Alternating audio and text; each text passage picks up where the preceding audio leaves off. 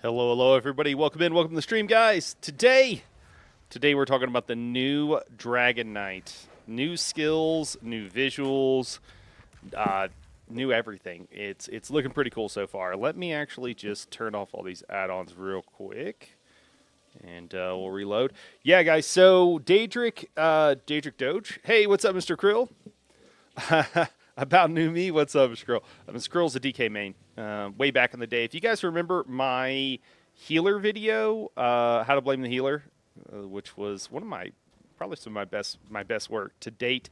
Video, Mr. Krill was actually he was one of the DPS that was suffering through that, allowing me to troll the group and what have you. So, guys, hold on. I just realized this. My whole microphone is coming loose.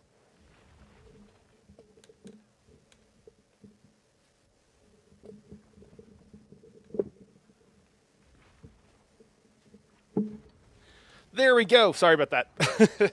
I was like, why is it that the funny angle? And if it comes loose, it's not good. So, new DK, new skills for everything. We're going to walk through and talk about everything. Apparently now, somehow, there's a way to respec. I don't know what that is. We'll have to find out. I literally just loaded in. What's up, Wampus? But yeah, Daedric was able to get up to 143k with only 2 buttons, and it's because DKs have a new replacement for the beam, basically. They've got a beam. You're on PTS. I just don't know which sets to use. Okay. I got my classic skills going. Salty about some changes, but it seems okay so far. All right. Yeah, let me know if there's anything you guys are seeing that you're not happy with, that you really do like, or what have you. Sets to use, probably Twiceborn Star, which is a crafted set.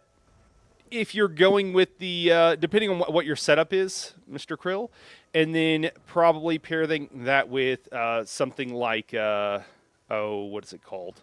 Let me remind myself. Null Arca, that's what it is. Null Arca. Yeah. So that's probably what you want. Hey, what's up, Chris? What's going on? Well, Senior Swole, what's going on, man? Hey, Lenny, I reckon Daedric's parse goes higher than some tweaks too, with some tweaks too. Kind of a meme. My PTS still downloading. Yeah, we can pull it over, and actually, Daedric will be joining us here in a second. Let's make sure I. Oh, I'm sorry. He did. Are you here? Yeah, I'm here. Oh my God, he's been here the whole time. Hey, I see. Like 30 seconds. Okay, I see. You hit 150k with the banner. Okay, Yep. 2.5 button. Okay, all right, 150k. Yeah, so a little overtuned, I think. Nope. No, it's fine. Perfectly balanced. Perfectly balanced. It's fine. Leave it as is. Yep. Yeah. All right. Don Bull says, or Mr. Krill here says he's got his notepad ready. Yeah. So this is so you're running a couple of Swork pets, right? So Daedric summoning for one of your skill lines, and then the new skill is engulfing Dragonfire. For those who don't know, which basically is a beam replacement. We should actually check out exactly what the skill does here in a second. It has a little bit different spread, right?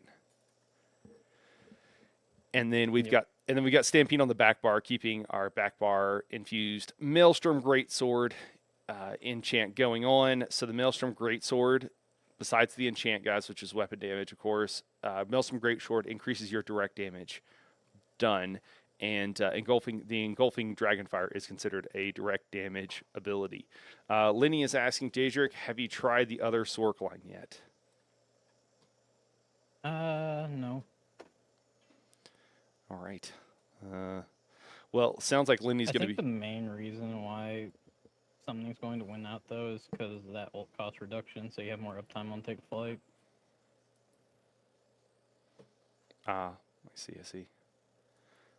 Right, because Take Flight makes it where, so normally engulfing Dragonfire now, it ticks up, doing more damage, 20% each second? Yeah. Is that what it is? And then eventually, but if you have Take Flight, if you have that going, which I assume is a morph of Draconic Leap here, it just does maximum damage the entire time, right? Yep. It says so on the Dragonfire tooltip. Dragonfire tooltip. Okay, cool.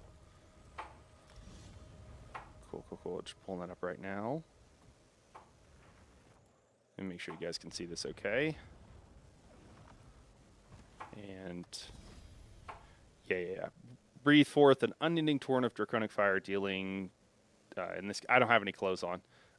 Dealing fire damage over 0.5 seconds in a channeled attack over 4.8 seconds. Hitting an enemy increases the damage dealt by 25%, up to a maximum of 80%. This can only stack up to once every second.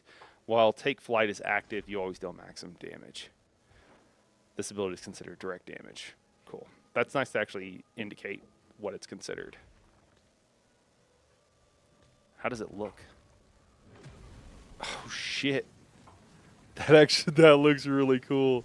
Oh, my God. That's pretty awesome. I'm not going to lie. Oh, man. That makes Beam look so lame. Yep. All right, so this is a radius of 10 meters. Wait, is it an AoE? What? It's a cone of Cone, right? Yeah, okay. And I guess cone with a radius of 8 meters. It looks like it's a, we say like a 90-degree cone-ish, out to 10 meters. something like that, yeah.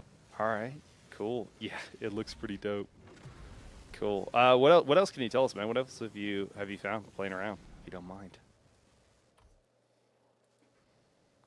Well, you see, I went into the rabbit hole of the 2-button builds, and I didn't really test much else. So. Okay. All right. That's fair. That's fair. I actually just want to like look at all of the skills and see what they look like. Honestly, I kind of just want to like run through and see what they all look like.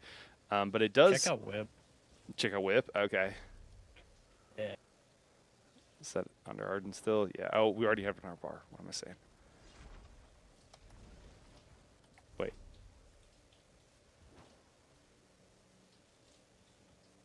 Oh, you have to have an enemy. Let's put on some clothes. Actually, let's start there, and then we'll head to the casa. I'm gonna guess we should probably be in a little bit darker area.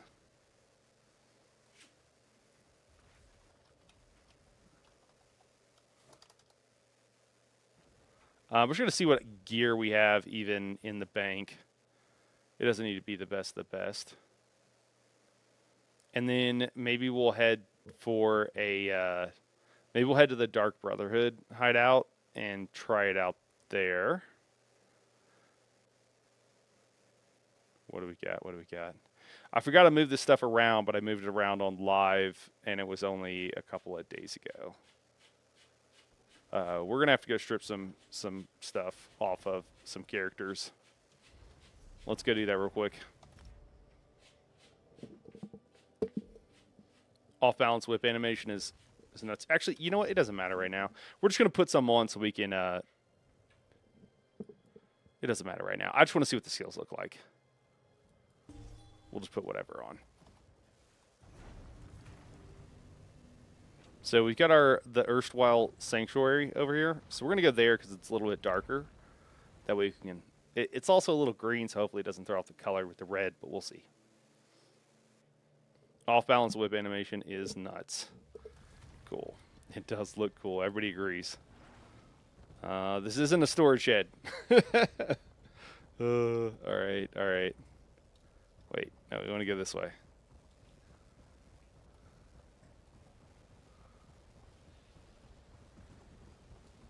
Where do we want to go? You know, just a little shrine to Sithis. No big deal.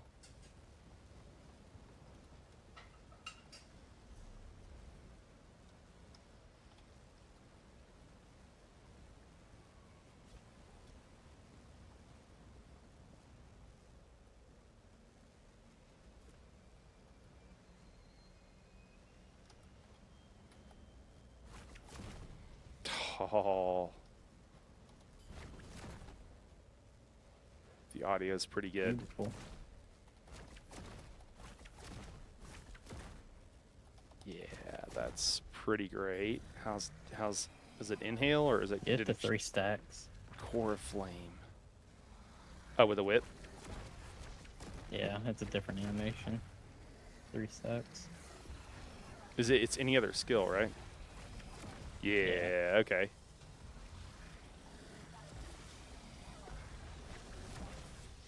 Dang, that's really Do good. like an overhead. Yeah, that is dope. Let's put on a weapon.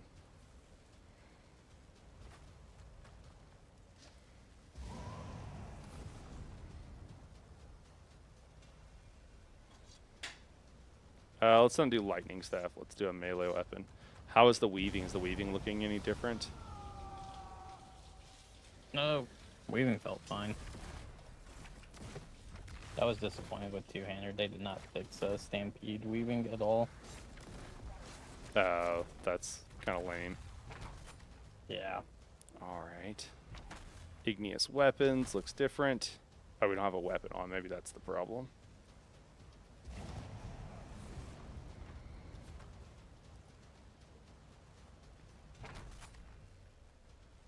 Oh, that's pretty cool. That is pretty awesome. Oh my God, your like whole weapons glow and everything. Wow, wow. It's a glow up. Yeah, it's a serious glow up, man. That is really cool. All right, how about and I don't know what these new skills are all called. Searing Claw. Heavy attack, then whip. Okay.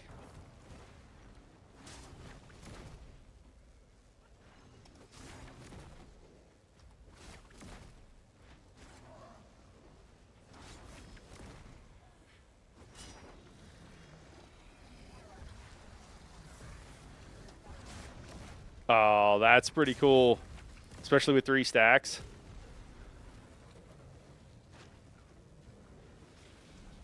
Yeah, that's pretty awesome so far. Dude, the glow up is crazy. Oh, wow.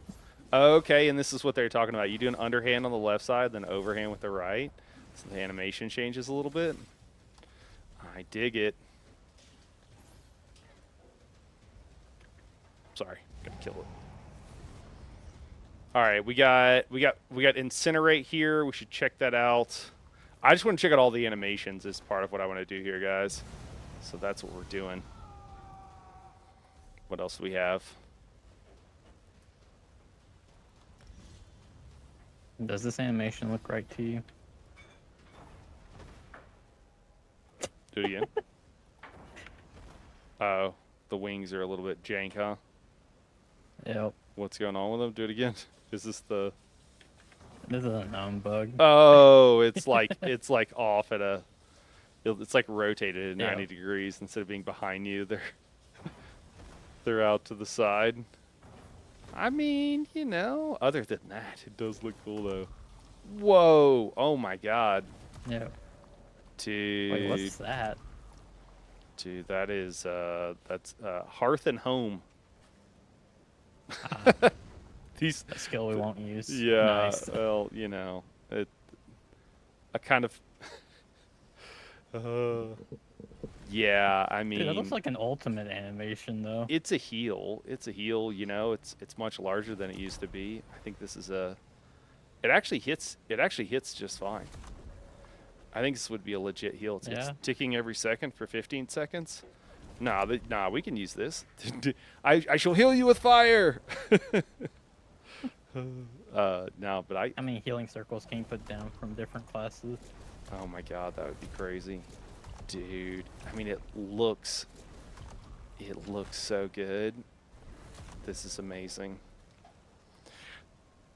The animation also changes if you hit while in off balance. There's a new passive that sets the target off balance if you heavy attack it. Well, the dummy should be off balance, right? At some point in its window. I'll just keep whipping it until we get the off balance animation.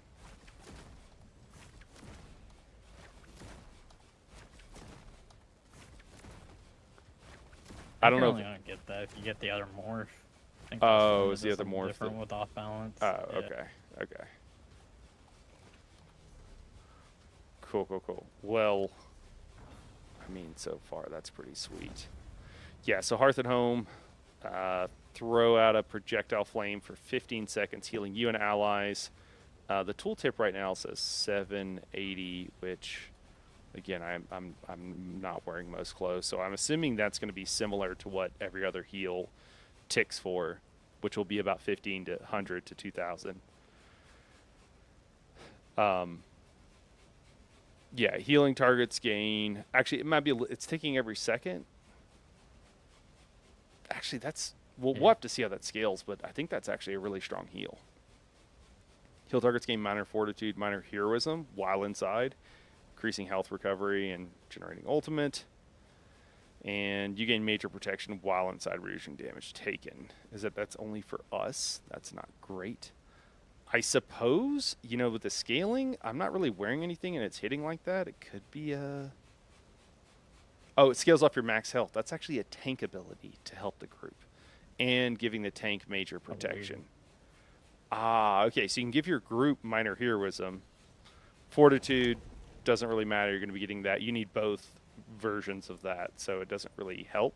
But the fact that the tank gets major protection is pretty cool. Enemies inside have their movement speed reduced by 70%. Okay. I think that's a different morph. Lenny says, I'm sad they changed Flames of Oblivion animation. I was attached to my fire orbs. Other morph is the healing morph. Okay. Yeah, let's check out Fu. Oh. Yeah. Go in combat, you'll see it. Okay, that's it. Just ticking out. Yeah. Is that every 4 seconds? How often does that hit? Every 5 seconds. 5 seconds. It Okay. procs the same as Fu. Okay. All right. Yeah. That's definitely... Fu was pretty cool. Fu did some unique things. I don't... Like, they did kind of take something away from us with changing Fu like that.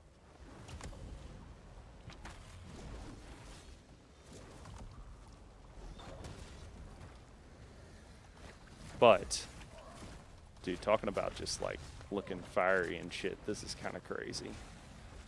Oh, man, the new Stone Fist looks... not great. Not great. Magma Fist.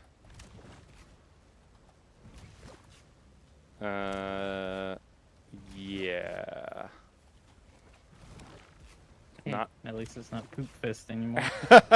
That's fair, I guess. Yeah, that one. That one, they did a good job on the shurikens by stealing Genji's moves from Overwatch on the Arcanist, so they just need to find another game to steal the animation from on this one. They'll find it. They play other games. Not ESO, but they play other games, apparently, so I have faith.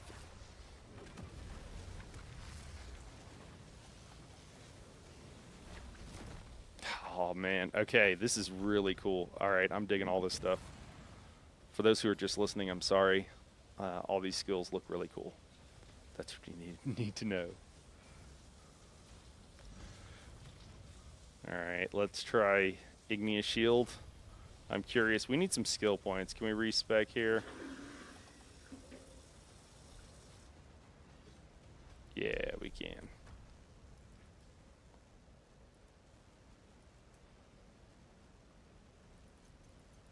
We're not really worried about these passive right now. We just want to see some skills.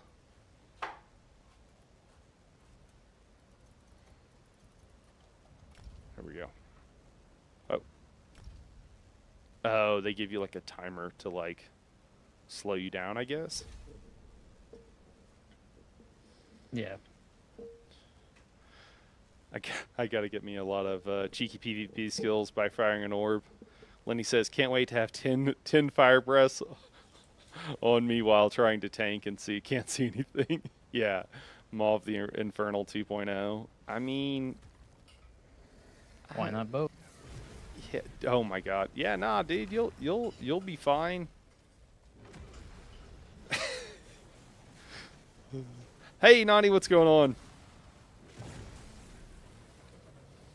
Oh, do you have a different color? Hold on, do Yeah, yours. the do blue yours. one on. Ah, the blue one's a little bit easier to see through. That's interesting. Okay. All right. Did they change the synergy animation for the blessed shard here? Do you notice that? I wonder if that's every time you take a synergy. Maybe. Nice, keeping off and doing, getting Test ready that real for quick. VRG. Once I'm out of combat.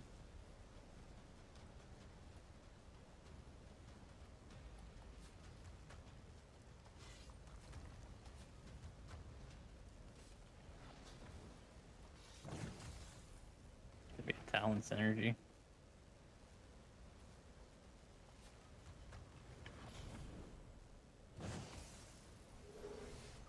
I only see the blessed shards. I'm not getting one from you.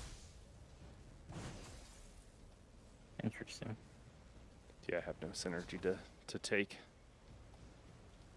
Probably because we're not in a group. Oh, That would maybe. make sense. Yeah.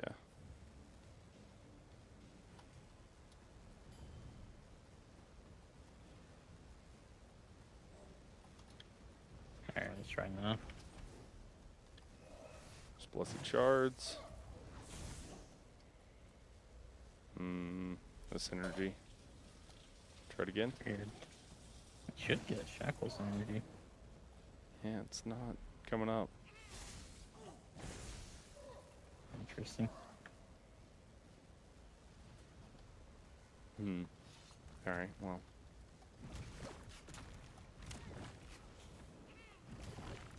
Dude, that thing hits hard.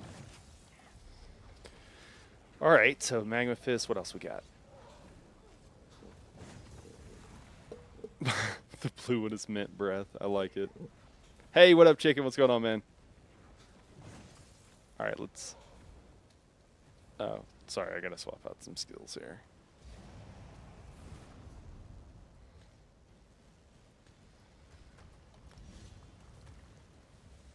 Oh no, I don't have Petrify morphed.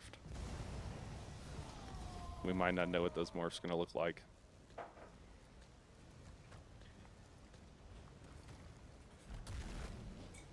Alright, so that's largely the same, just a little bit of a glow up for... It's definitely more, like you can tell more what's going on with the smoke and everything. I mean, all of these look fucking great. Do you agree? Yeah, it's such a glow up. Yeah. Do you remember the rock diaper? The Endless Archive set for the DK, one of them looks like a rock diaper. Literally what it looks like. So I don't think the rock diaper person was. At this synergy. Whoa! All right. No, just yeah, there we go. Oh, yep, they're different. It just sent a little shackle to the boss. That's pretty. One. So, do you think all the synergies are gonna have different effects now? That would be actually cool. Maybe. If using a synergy actually had an effect, dude. What year is this? That's amazing. Lenny says only ESO 2. Yeah, ESO 2.0.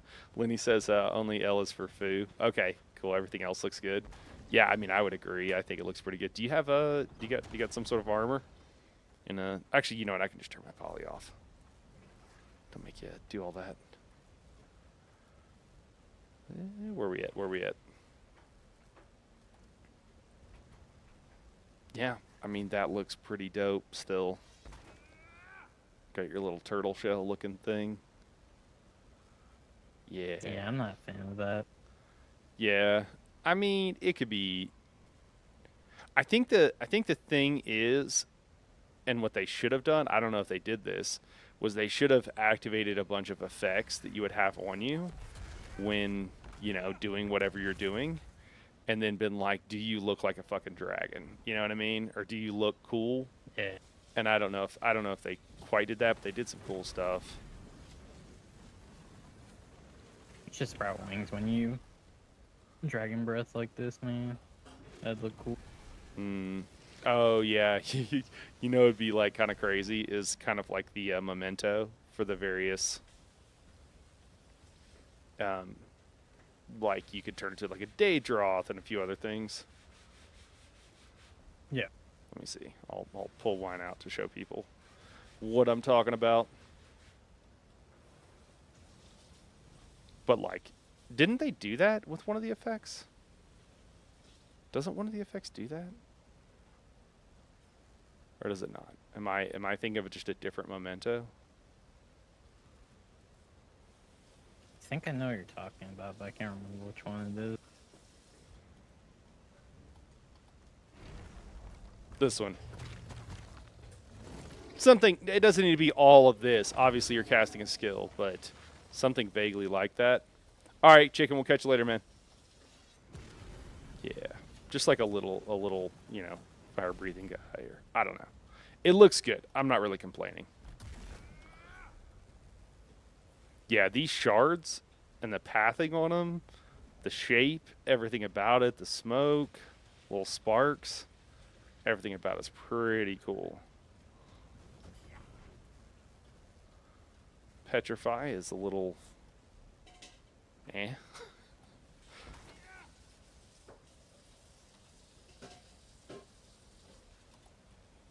Nope. All right, let's take a look at some other skills here then. Oh, I guess one thing I did try was Ooh, I magma. did go into a trial and run into it and see if I could respec. You can respec in trials currently. So Oh, wild. Okay. Here, let's. a lot of people are against it. Yeah, if you're against it, you might want to say something on the forums. Yeah. All right, let's try the draconic leap. Dude, okay. All right, it's hard to tell how good it is, good or bad it is, because of the awkwardness on the wings. They're clearly bugged out. How do you feel about it overall? You play with it a decent amount. What, the leap? The leap, yeah. It feels about the same as before. I don't know. I always liked leap before, so. All right, we'll catch you, Nani. Have a good trial. Yeah, Lenny says I think it's bad for the game, the whole respecing content. Yeah, I don't think it's probably the best idea. I don't think that I don't want to fucking deal with that. I will say that. So, Lenny, you're welcome to join us too, man. If you want to chat about anything, man, or just talk about this, let me know. All right, let's try the old Green Dragon's Blood. Should just be like in towns or something. It's a bit crazy if it becomes normal on rosters. Yeah, that's what I would be afraid of. Yeah, if you don't have... I mean, all they have to do is just make it like you lose score of it when you do it, and then nobody's like actually going to use it outside of changing skills for progs and stuff when they actually need to. Like, I like the convenience factor of it, but yeah, I don't want it to become the speed strat. What's cooking? What up, man? Oh, no, I'm just waiting for my BTS to install.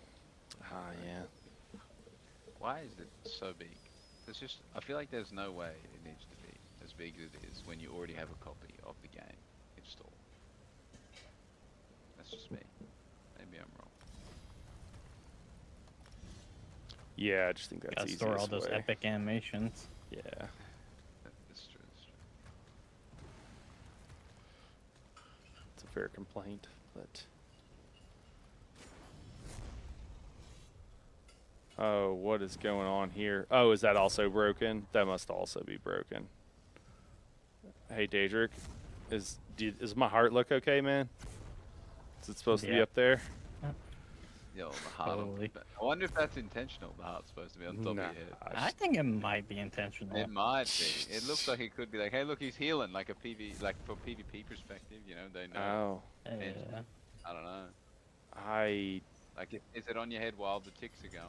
And then no, that's it. It goes away. Weird. nah. I think that it So did. you used to be able to see your heart in your chest, like your character would go kind of like Yeah. see through. It's probably a bug. It better be a bug, because that's pretty stupid if it's not.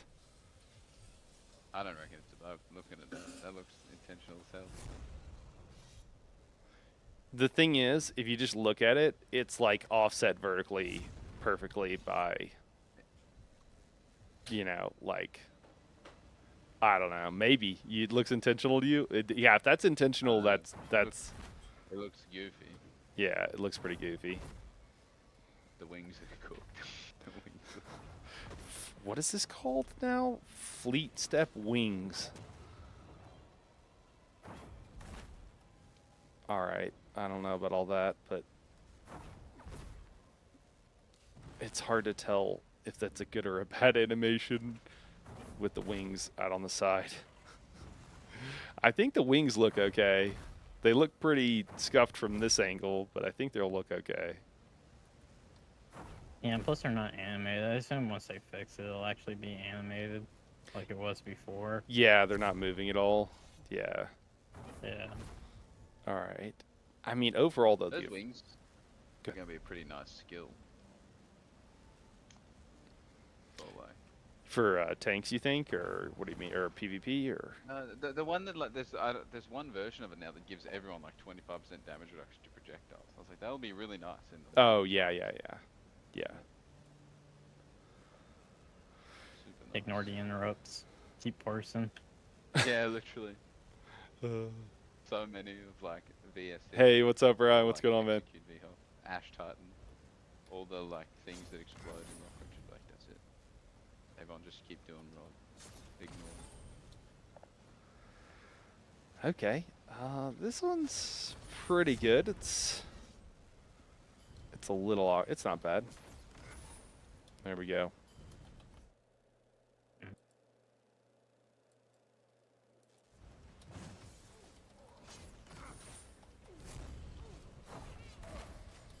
Not skills you'd use together, but just I wonder to. if the old tech with the leap is still there. What was the old tech with the leap? If you cast it from far enough away, you can cast something else while you're still in the air. Perfect. Not broken at all.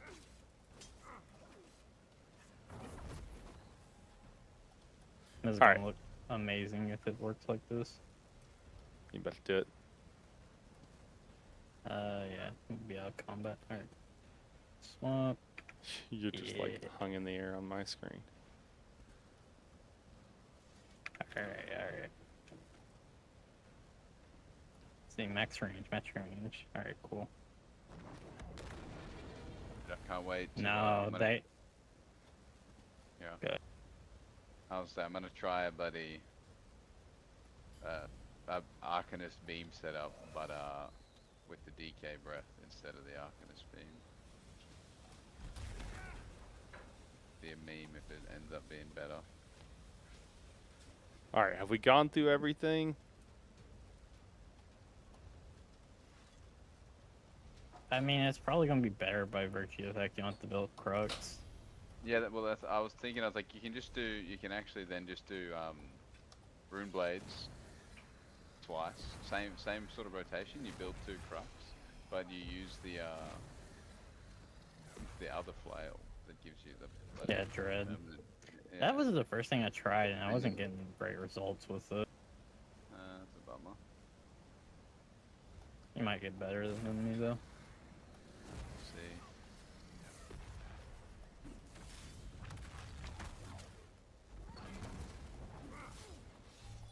But it Dude, doesn't look. It doesn't look like pure DK is better than. it looks so subclass, good. though, unfortunately. No. Yeah, subclass is still far and away better. Yeah, has anybody seen or tried what a parse is looking like?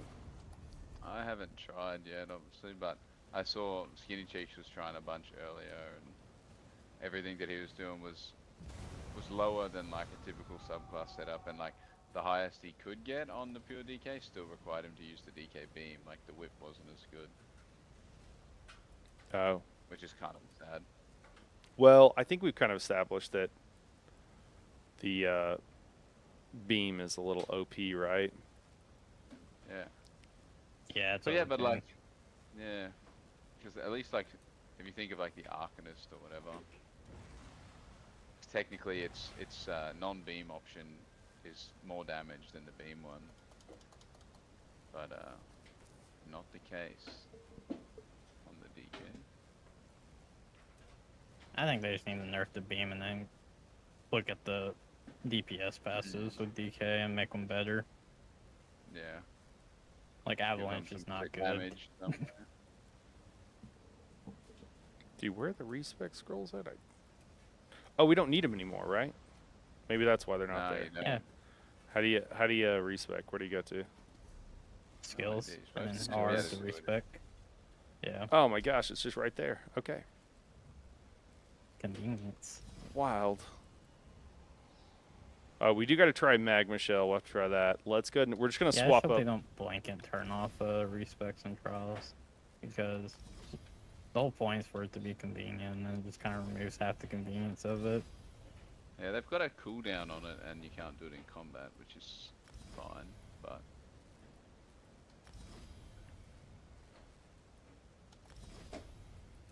if the cooldown's long enough, then it'll be alright.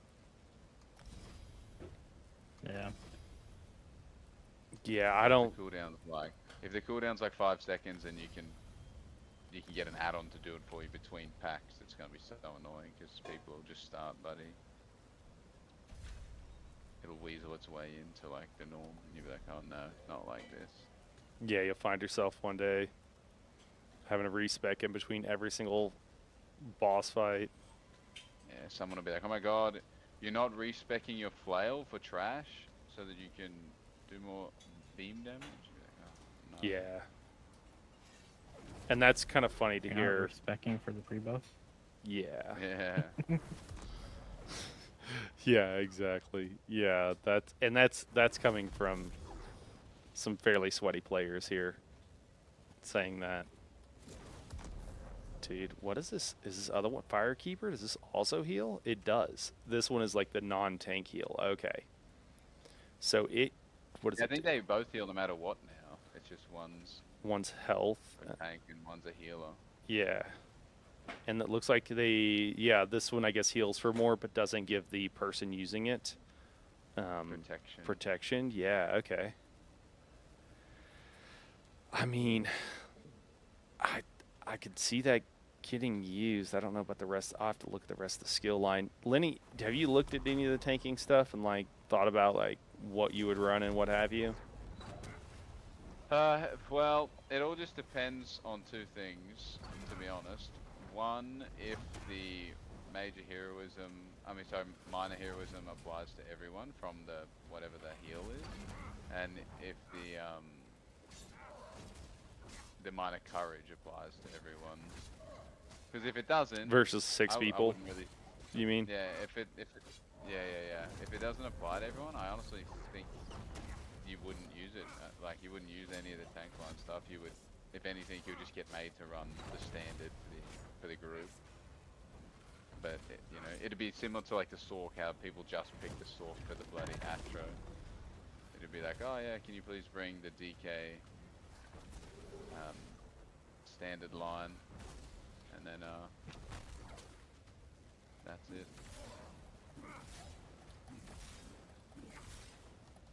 Do you have the heal skill on night? Yep. I get Let's see. it's this one right Yeah, here. it's giving me heroism. Yeah, it gives the group heroism. Yeah, it's just whether or not it gives 12 people it or 6. That's the Yeah. that's the yeah. caveat. Because if it ends up working the same way, buddy, what's this? Remember how there was the old courage skill that Zenith. we used on the Yeah. art? Yeah. If they gave it the Xena's disc treatment, then it'll have the same. It'll get done the same way as Xena's, which is it'll just get shelved. You'll be like, nah, we got to keep heroism on the banner, or we got to keep courage on the banner, and you have to get heroism from the pots, and you won't bring the line.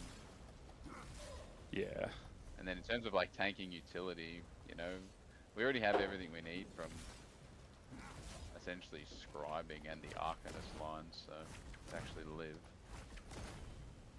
Does Mag versus Stam whip, or rather the two morphs? I guess one of them's both. Is it any different? I can't tell. No, it's the same animation, right? I have no idea. I believe so. Might be a little bit different, but it's pretty close.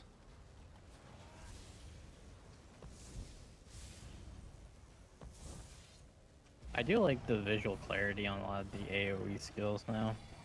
Things like Talon's now but- show an actual circle around it. The animations look really clean. Yeah. Honestly. And they seem really good for knowing what your character's doing too, not just, you know, or even what's being cast on you, I guess, if you're in PvP. Yeah, I think it's going to feel... I mean, if they do this with the rest of classes, that's going to be a game changer for a lot of people, because a lot of people don't care about all the stuff that we do. They just... Understandably, it looks pretty, it sounds cool. Feel fun to play. Yeah. Yeah, I honestly think there's like you know,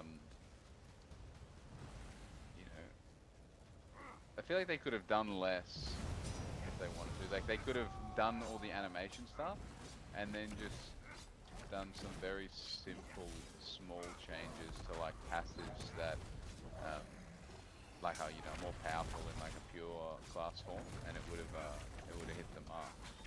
Yeah. I feel like they've changed a lot. Like it. If that makes sense. It's like a whole new class. It's Yeah. both good and bad. It's not a terrible thing. I suppose it's just more of a challenge to make a whole new class versus like, you know. Yeah, it just depends how much you're willing to iterate on it. Like, if this is the final form we're getting, I'm a little worried, but they make changes along the way, then it could Oh, end up being very good. I guess it's supposed to be peeking through your armor, but the magma shell doesn't. I guess it looks okay. Doesn't look great. It's all right. They could miss a few. I'm not complaining. All right, let's look at draconic power here. Go through here and throw them all on.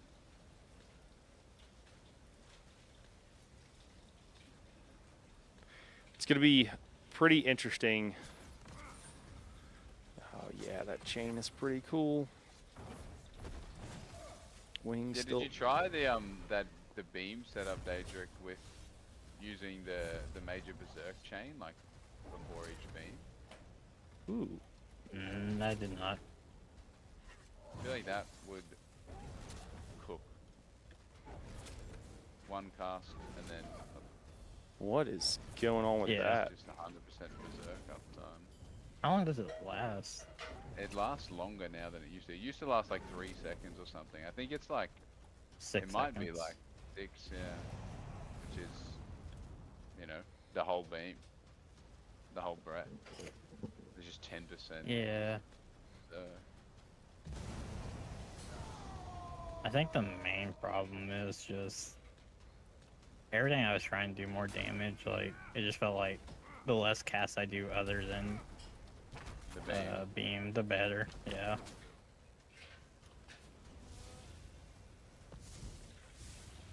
It's like a lot like the old jab puller. Yeah.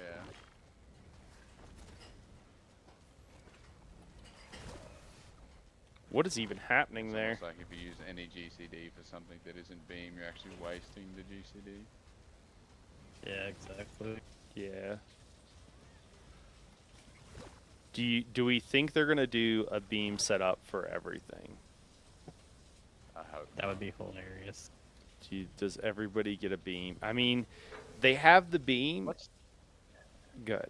like it's in subclassing, so it's like, what's the point if you want a beam? You know, there's, I guess, yeah. If they gave it to everything, I'd be like, what the hell are we doing? Well, people want to play their class, but Yeah. they also want. I mean, I think that's one of the core problems is not having an AoE skill that lasts for a really long time, and is the only thing you need to do. Yeah, people are like, I want to be at a beam, but on my class, I just want different color beams. Yeah. depending on what I'm playing. Well, no. It's not a beam. It's a I dragon want a poison breath. beam, and I want a flame. I want an ice beam. Yeah. Poison beam, and flame beam. I mean, that's the problem with the beam. If you have it in the game, why? Like for most casual people, why would you use anything else? You know, I don't think there's an answer to that. And now beaming is even easier. You don't even have to build crooks. Yeah, you don't have to build crocs. Who needs crocs, man? I mean, it's got a shorter range, doesn't it? That thing. It doesn't have like, it's not a sniper the way. It's a Yeah, it's a 10 meters. 10-meter cone, 90 degrees in front of you, 90-degree arc. So you're still like melee damage. I wonder if it has the same 6 target cap that the Arcanist beam does, or if it's actually uncapped. Because the arc beam, they put the cap in the number of targets a while back. Somebody was saying it doesn't. I never tested it. I wouldn't be surprised if it doesn't. Yeah.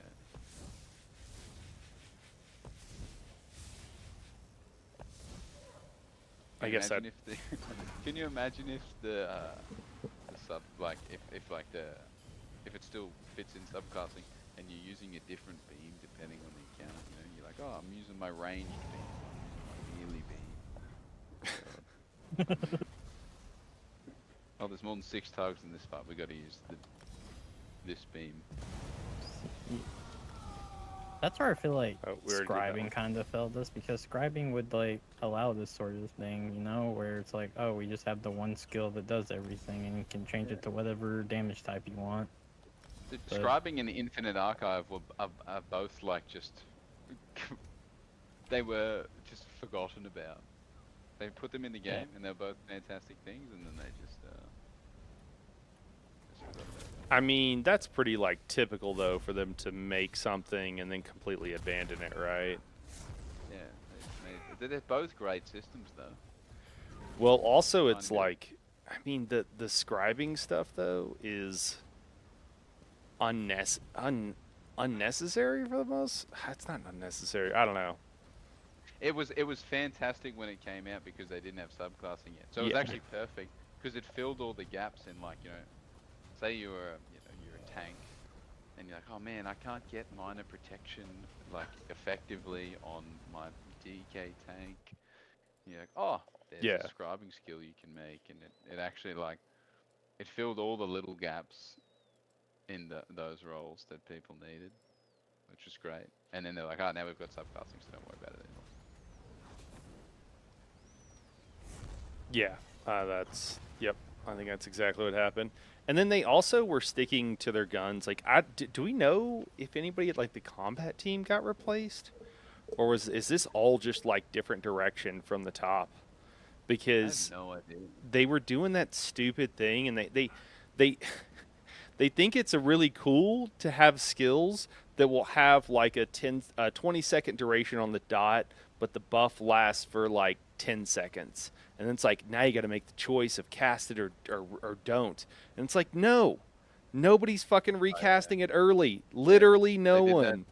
That stupid thing of like, oh, if it's a minor buff, it'll last the full 20 seconds. If it's a major buff, it'll only last half. Yeah. And you're like, but you made a 20-second fucking skill. Yeah. So you're like, what? I'm just gonna give up half the value of the rest of the skill to keep this up? Yeah, you might as well have just, it's going to be better one way or the other. Either we're going to ignore and only cast it at the end of the dot, the 20-second dot, or it's worth it and it's basically half the value of the dot, and you could have just done that. It's like, it's not some interesting choice. Nobody's doing, It just automatically means you go, okay, is there another way that I can get this buff and keep it up all the time? If Yeah. yes, I'm always gonna do it that way. yeah, 100%. That's You're exactly, just like, oh.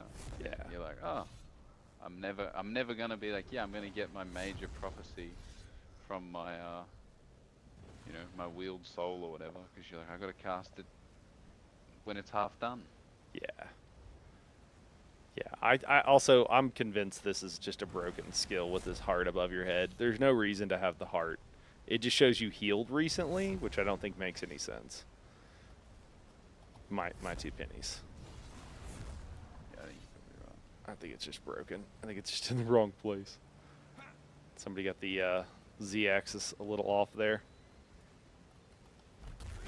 Yeah, I guess it'll be interesting to see, man. But I think that if you, like, they did need to if they add the beam in the game, which they did, now they can't possibly take it back. I think they have to add essentially that skill like for everything else, or again, it's just going to be the same problem. It's going to be like, why'd you change DK? Because no one's going to want to do anything. Why would I not just use the breath weapon? You know. But it sounds like they do need some tweaks. And anybody know what people were hitting? You guys mentioned it earlier. Maybe you said it on the pure DK builds. Oh, like 155. Not nothing spectacular. Okay. It's high. I mean, it's technically higher than the previous pure DK. Like previous pure DK, you're probably lucky to get like 135, but it's still like, oh, that's 25k below like the subclass. Subclass builds. version. Yeah. I'm trying to kinda think like though. I mean, that might be enough for them. I don't know. Oh, I think it. I mean, at the end of the day, one's always going to be better than the other. So it's closer, and it's like, okay, look, that's with with the beam setup. So you're like, okay, well that's pretty competitive DPS and it's accessible. So if you wanted to do it, why not? Yeah. You know, it's not like it's a bad thing to be like, oh, I'm pulling 150k. I mean, most of the subclass beam setups also pull around that number. So it's actually fine. It's fine competitive wise with like beam builds. It's just 25k behind essentially Runeblade's builds. Yeah. Yeah, that's interesting. I think that does need to be pulled in line though. But I don't know. The thing with like the Runeblade builds and that kind of stuff, it's like if for everybody who's not just a super sweaty player, just use the beam. You know, I mean, they put a fucking auto target on it, right? Like you just hit the button and it'll auto aim itself. It's super wide. It's incredibly long. You can take your hands off the keyboard for over 4 seconds. You know, it's kind of like, why would you not use that for like most people, most groups? Is kind of the problem. I mean, I guess I'm fine with it. You know, it's whatever.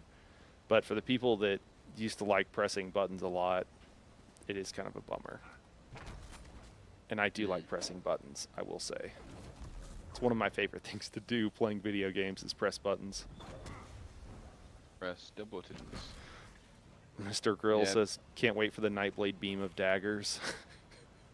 Yeah. I want the frost beam. I actually wouldn't be upset if they made Yeah, that would be sick. made Brittleton great again and then the frost beam. I'd be like, hell yes, give it to me. Oh my god. What would it look like? Like a Sub-Zero kind of or like a Iceman, you know? No, it's just like a 360 beam. Just a 360 V. No. You're just like a Make it- walking make it blizzard. a great beam. Dude, and Elsa's gonna like pop out and start singing for you. Let It Go's gonna play whenever you hit the beam. Yes.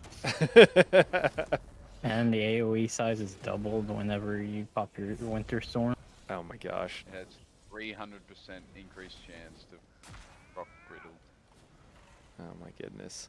Yeah, that's interesting because people are talking like, you know, was it one of you guys that was saying that they think they're gonna double down on the frost Yeah, with I the said warden? that. I Because think they will too. you think they will too? Huh. That's Yeah. interesting, man. Because like, what do they do? Because they gotta still do the green balance, right? Like you can't get away from being able to make flowers. That would upset so many people. So I guess they just do both, and it's just. Yeah, but that'd be the healing side. They could do both. They just give out. I reckon. But they're Oh, bro, they're I hope they don't give the DK poison to the bloody warden.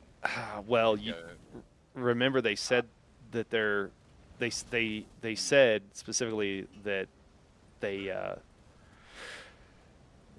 wanted Yeah. each skill line to have different stuff, so it's not just going to be the healing skill line with a green balance, right? Like it's going to be damage too. So I guess Well, the warden skill line is interesting because they're actually already fairly mixed. It's just the green balance one that isn't. So, but I reckon they can do the flowers for the healing and the ice to the bloody Yeah. damage. I don't know. I wouldn't be I th- surprised.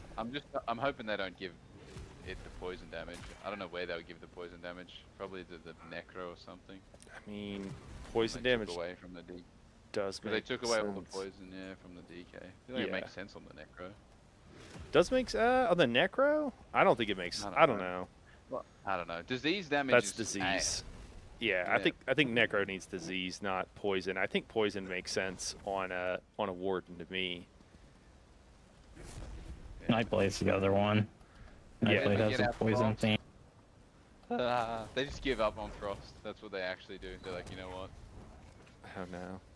It's Jova. Yeah, I mean, frost also makes sense on a necro too, though. You know. Necro has all the elements. It can Necro, yes, yeah. bug up. I don't think it needs. I mean, necro, like, don't they have shock? I don't know why a necro has shock damage. They That- have, yeah, they literally have all of them. Yeah.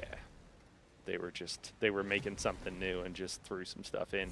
You know, some of this too, like with the scribing skills and everything, and I hope this is changing because I do really think it was a rich thing where they only thought to the next thing and then that was it. There was no thinking about, hey, there was no like, what about, okay, we're doing this year, and then how are we going to build on that and do something else with that next year?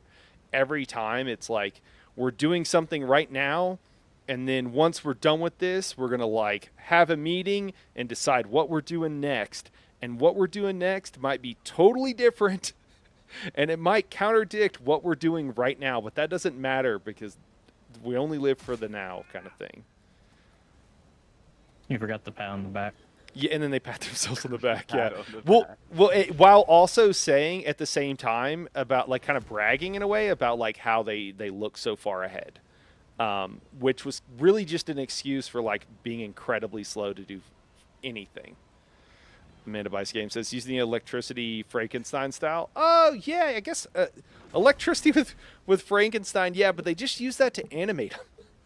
I guess I could get behind some animation, like some shock with like, you know, you pull some corpses up and then I guess shock them back to life. Lyriel says, I just got here. How's it looking? Lyriel, the skills overall look absolutely amazing. I think there's like one or two that are broken, which is fine. Daedric showing off the breath. This is the channel breath attack that he's doing, and just kind of showing off some skills. But it's like a blue one. Mine's like the traditional fire one. There's like one or two skills that don't look great, but literally all of the other skills actually look quite good. And then yeah, a couple of the wing abilities, like the wings are like off to the side instead of behind you, and they're not animated. And then the one I'm doing here, your heart seems to appear above you outside of your chest, which I'm not a doctor, but I don't think is good for you. But overall, looking pretty good. What do we think about the split on the skill lines? I don't know. Maybe I just need to like look through and read all this stuff again now that it's clearly delineated. You guys don't have any thoughts on this, do you? On how they split up the skill lines. Mm-hmm. Yeah. It's not great for subclassing, I'll put it Yeah. that way. I actually think that, like, I don't know. I think they have a problem in the next like year and a half in that, like, I don't think it's good to actually like mix the skill line. I actually much prefer the system of like tank, heal, DPS lines. I feel like it functions better, especially with like the subclassing, but that's just me.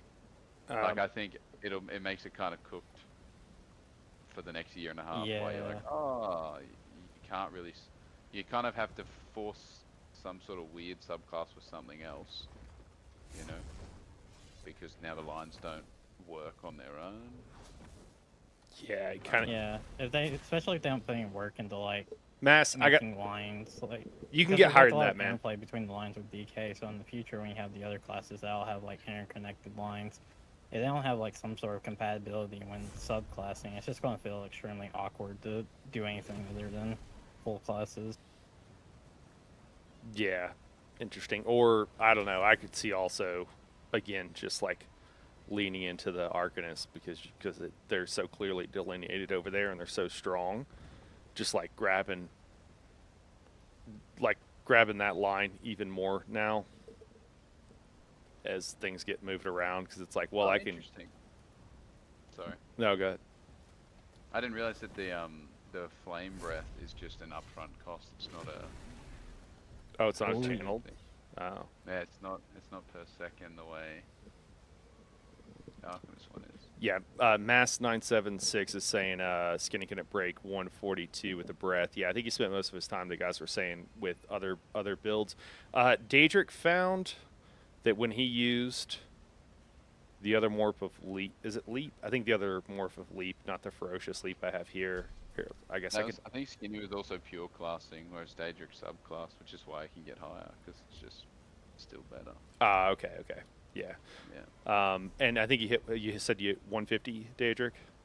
with it? Yeah, I sent it to you. I hit 150 with. Oh, then I two-button have it build. here. Hold on, I'll pull it up for everybody.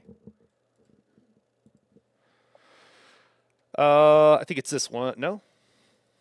There's some slight cheese to it, so you could probably take off a few K from it. Did you send that one to me? I don't know if I have that one. Oh, yeah, you sent it to me I thought recently. did. I see it now. Yeah. Hold on, I'll get it out for you guys. And I'm sorry, what was the slight cheese?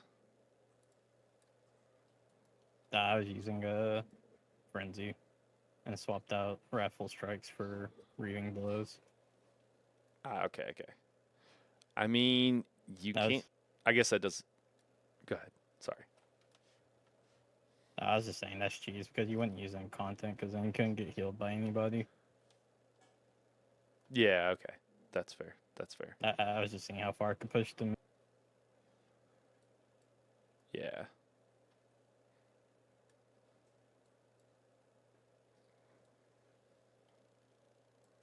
All right, yeah, that is a little bit. Yeah, I don't know. Overall, I'm digging it. Let's take a look and talk about these skill lines. And I think that if the beam doesn't get nerfed and it goes to live like it is now, it's going to be ridiculous in content because you'll have pillagers and crypt cannon. So the uptime on the take flight buff is going to be way higher, which is what makes the stupid damage. oh yeah, that's a good point.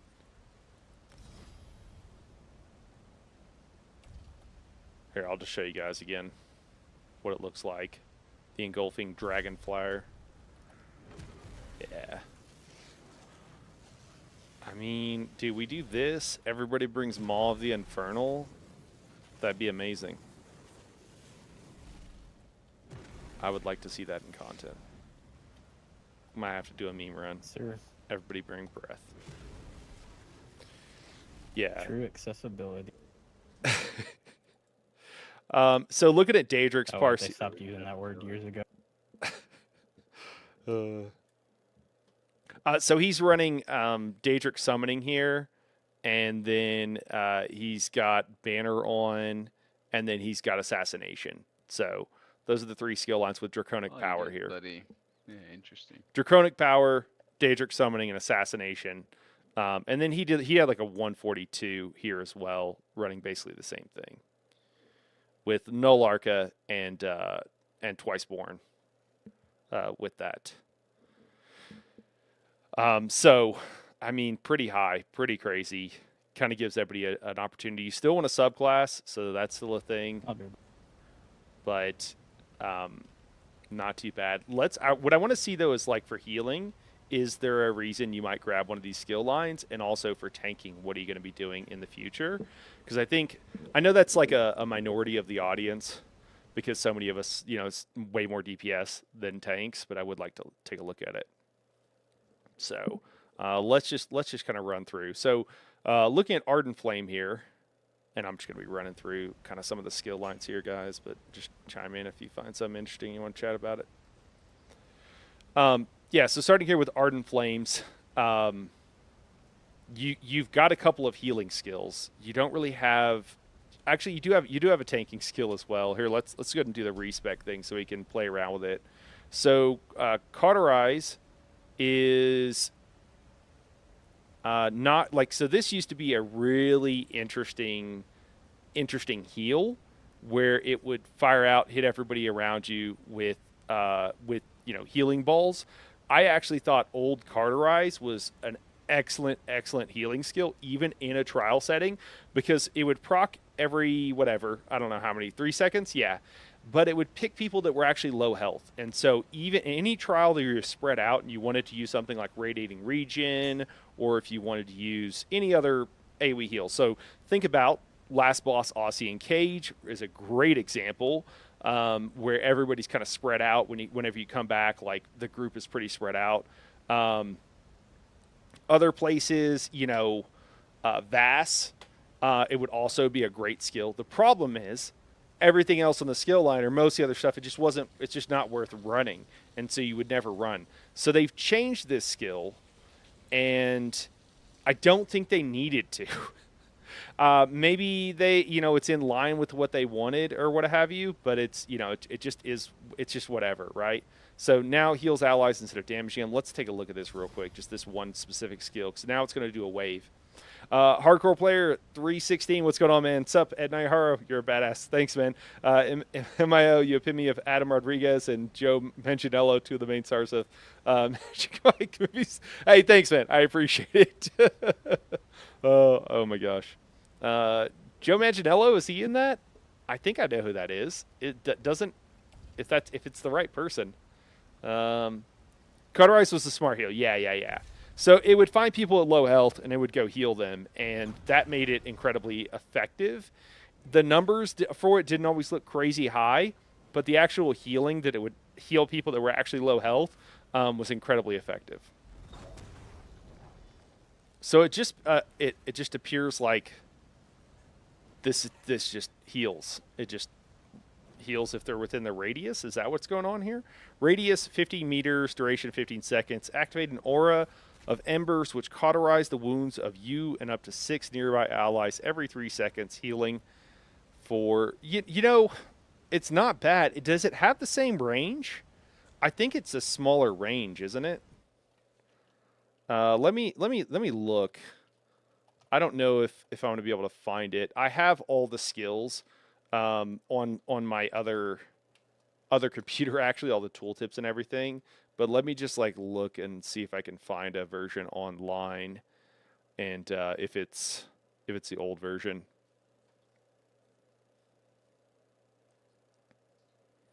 I'm not seeing the range. I don't mind this. It's okay. It's a little bit weird. It does proc on them, so you don't see. It was also really nice seeing the AoE proc on them. I think the range is shorter. Is it not? Also, is that it's healing Daedric, but his healing numbers are popping up in a weird spot. Yeah, I think that second heal was him, or is it healing something else over here? Yeah, it's just the numbers that whatever it's healing is really desynced from. Yeah, it's healing Daedric, but it looks really far away. Hey man, I'm just running through the skill lines for everybody. I was just saying hey, if you got anything, but I was just kind of trying to look at them from a perspective of a tanker tanker healer. Now that we kind of looked at them, kind of playing around with Cauterize right now. I think it's a shorter range, and then the heal numbers are popping up in a really weird spot, but it is healing for a decent amount still. So I think the power of this skill, I think the range should go up on this. I guess it's a radius, but 15 meters. I think it should be farther. It's only healing 3 people. I would really like to see this. I would like to see the range on this go up considerably. I think that's what I want. I think 22 meters would be good, but I think 15 meters. If everybody is within 15 meters, then why don't I just throw down a ground hot?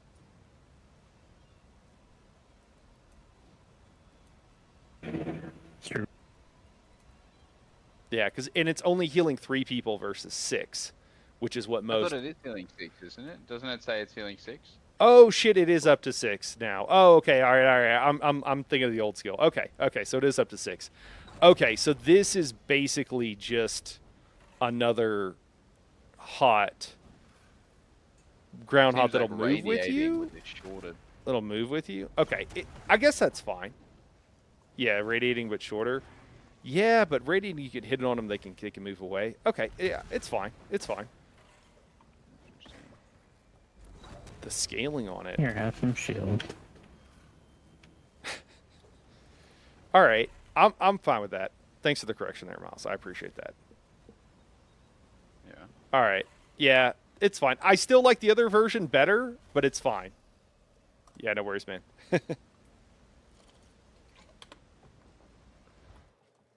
I'm trying to think of when this would be useful. I guess you can heal people as you're running. You know what? It could be really helpful for Maelstrom. That would be incredibly helpful. Probably a decent number of fights. So, all right, I can get behind that. Let's see what else we got here. So we're not gonna be using whip. Burning Embers. I think there's a tank morph here, isn't there? Yeah, it's actually the one I have, actually. Burning Embers. Slash your foe with a fiery claw, dealing some damage over time. You heal for almost 4,000 health for the initial hit and 585 for each subsequent tick, scaling off your max health.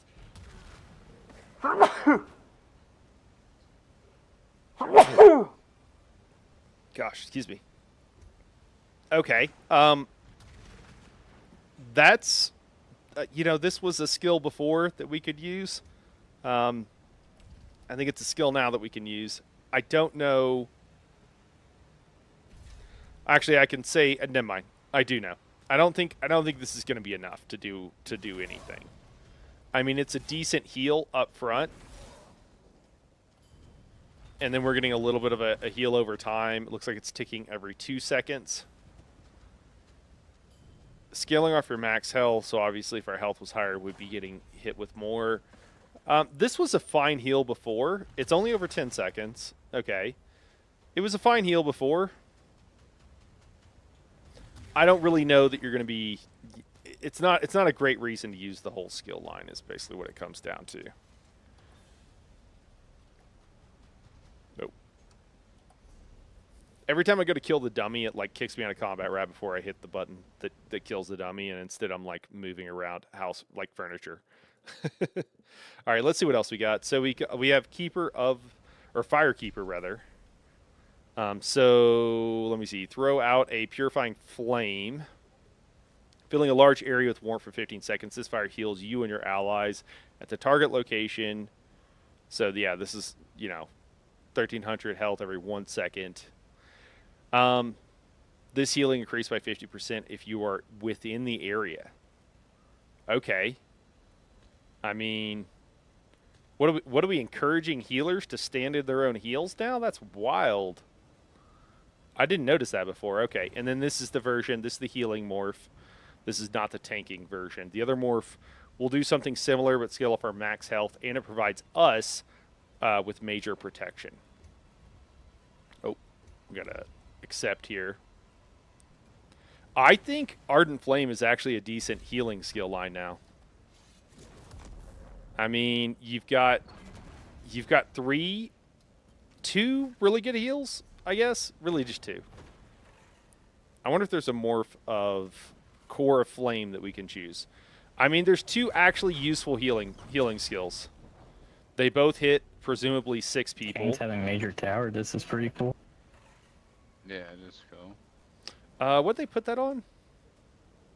DK chains. Okay, cool. Oh yeah, you were mentioning it's basically like, kind of does replace the chains. Yeah, I mean, I think Ardent Flame, 2 new heals. Like, if you're just looking for actual healing abilities, and you could run the standard, I think that makes it worth running.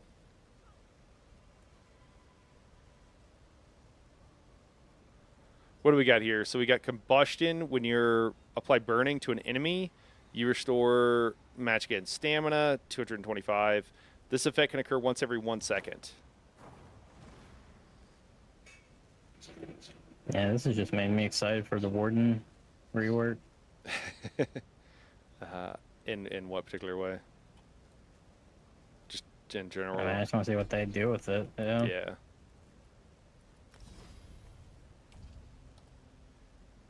We get Ice Beam. It'll be great. I didn't realize they basically But- turned. Oh, go ahead. Nothing. I was complaining that Stampede is still horrific to use. It's actually worse. Yep. It's actually worse, Yeah.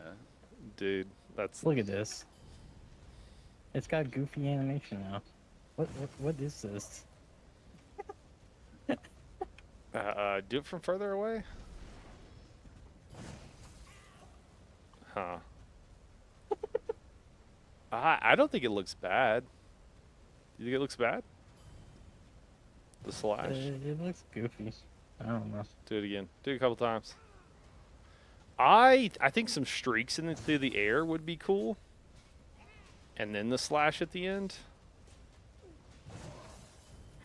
I don't think it looks bad. But it's still garbage to use. Sure. Yeah, it's one of the few skills you can't bar swap off of, right? And it like locks you into the animation for an abnormally long period of time. Yeah. Yeah. I was using it. Seems like they did something to try to fix it, but when I was parsing earlier, it still locks up occasionally. Okay. You still have to do the wiggle to not have it happen. That's so weird. Yeah, I was using it actually in content yesterday, I think, and yeah, it feels pretty bad to use in content. And like I would get locked in the animation and be trying to cast other skills and stuff like that. And yeah, the main J says The Berserk animation looks cool. Oh yeah. Sorry. No, go ahead. Good. Let's see it. And the two-hand ult. Well, I have to build it up again. Well, I can't see you're in a. Assume Warden's gonna be poison and ice themed. Yeah, I mean the guys here are really hoping for ice. 50-50 on the poison. It's gonna be a while. I think poison makes sense. Oh, it's the ulti. Oh, okay. Yeah. I didn't know what you were talking about specifically. We're getting there. All right. Yeah, they did. Did they do all the two-handers? Like, does the cleave and everything? Is it all? I don't know. I'll check it after this. All right. Alright, here's what it looks like. Oh, I have to actually target it. That's cool. It made the floor lava-y. Yeah, Do you think that's because you're on a DK, or do you think that's just what it looks like now? that's probably just what it looks like. Yeah, that's fair. They said they'll be placing poison on a different class. Wouldn't only make sense. Skills. Yeah, I mean, I agree with you. I agree with you for the Warden and stuff. Like, who else would it be? And I think it makes sense on the Nightblade as well, though. Alright, this is uppercut. All right. I mean, that Okay. it looks pretty cool, man. Yeah. That's carve. Yeah. Yeah, it looks nice. It's weird that it's like yellow and like, is it not yellow and fiery? Do you have skills on that are making it Yeah. look like that, you think? No, Huh. I think this is default. Interesting. Maybe they just had fire on the mind. Because I would think you would do something Maybe. a little bit different. Might be because it's red and yellow on the skill icons.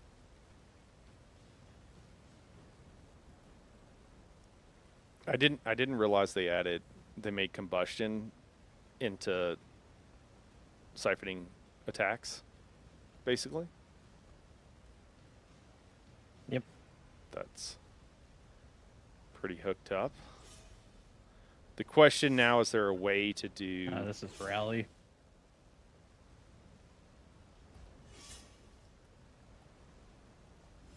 Yeah, okay. That's like a deeper, like it's kind of the Nightblade red, really. Which I guess makes sense since that's who's often using it. And this is Executioner's Blade. That looks the exact same as uppercut. Huh. Except it's an overhand and 7 underhand. Yeah. All right. Well. I mean, you know, that's how you do it, Daedric. It's an overhand for a kill shot, and it's underhand for everything else, man. You didn't know that? That's just how greatsword combat works IRL. You have to show me that sometime. Okay, all right.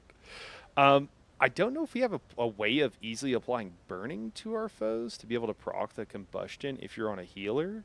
So you've got the 2 skills. You've got Cauterize, you got Hearth and Home, and you got Standard. But does that mean you slot like Burning Embers to that's kind of a, well, I don't know. It's kind of weird. I suppose if I you mean, do. Ellie sus puts up burning for you.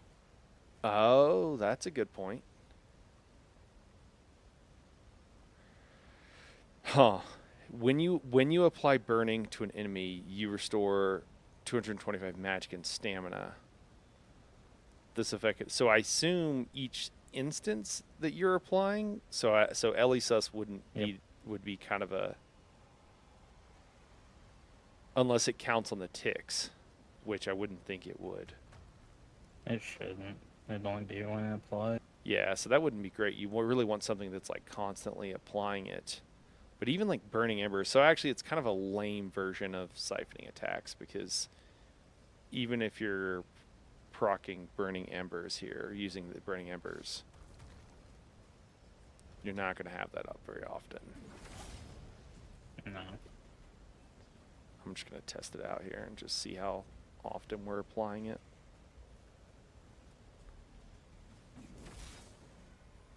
We'll just do this for like 30 or 40 seconds just to see what the uptime is.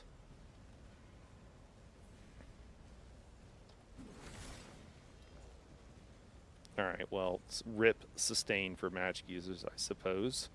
It's not going to be the end-all be-all. Oh no, I have my CMX off. Sustains, I'm a but dork. What's that? Crazy. Sorry, man, I was talking over you. Oh yeah, I just said I'm finding the sustains, but he crazy strong. Well, I'm talking about for a healer. Oh, okay. Because Ardent Flame is actually a pretty interesting skill line. You can provide the heroism. You've got 2 really good heals. Like, there's, something to recommend it. And then you could also run the standard for extra group DPS. Because you're not going to be running this. Are you going to be running Ardent? Oh yeah, you drop Earth and Heart, don't you? What do you run? Oh no, you drop both of them. If you're doing the beam build, you're just only keeping Draconic Power. Draconic Power, yeah. Yeah, so you could still have somebody, providing the buff from the standard. Although, most people don't run Glyphic, and that's probably what they, it's a more optimal thing to do in most groups. Hey, Frog, what's going on? Frog, the DK skills are awesome. They all look pretty amazing. Yeah, I can show off a few here for you. But yeah, they look great. There's like 1 or 2 that don't look good. So here's the new channeled breath weapon. Cancel breath early. It still has the animation. This is a heal. You're literally throwing down heals. Like how do you, I block cancel and it stops. Yeah, you have to do it like twice in a row. Some bugged with it. Oh, it's like bugging and continuing. Oh, I ran out of mag. Hold on. Your PTS is updating? Okay. Yeah, so that's kind of cool. You literally throw down heals. The new morph of Cauterize is kind of weird, but does work. Whip is looking really good. We did see that kind of before though. And then if you're in the off balance window, you do the overhand. This is what Domble was talking about. Or if you have the number of charges you want, claw. You got an up and like an up right-handed and a left-handed. Oh yeah, Krill. I'm sorry, I should have told everybody at the beginning. They pushed Night Market out till next week. I think next Tuesday actually. So yeah, it's gonna be next week. Unfortunately, I actually had a group all set up to go, and then So deep breath is interesting now. Because if you're at like 0 mag and pop it, it gives you back like 4k mag and stam. oh wow. Yeah, the sustain from it seems pretty crazy. Yeah.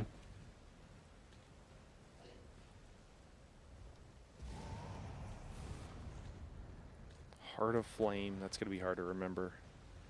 Is that the right version, or is it the other one? Yeah. Okay, this is it. Either one works. One just gives you an extra heal, the other does the in a row. Ah, okay.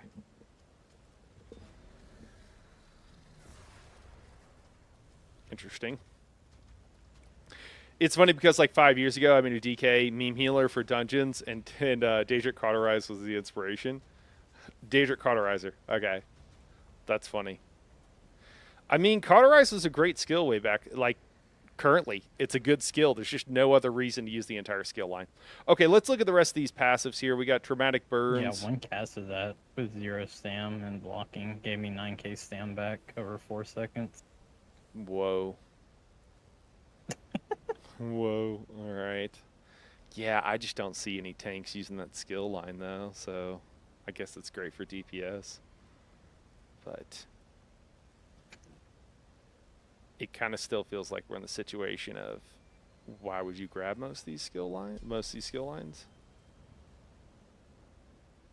Yeah, a lot of it feels catered towards PvP, to be honest. Hmm.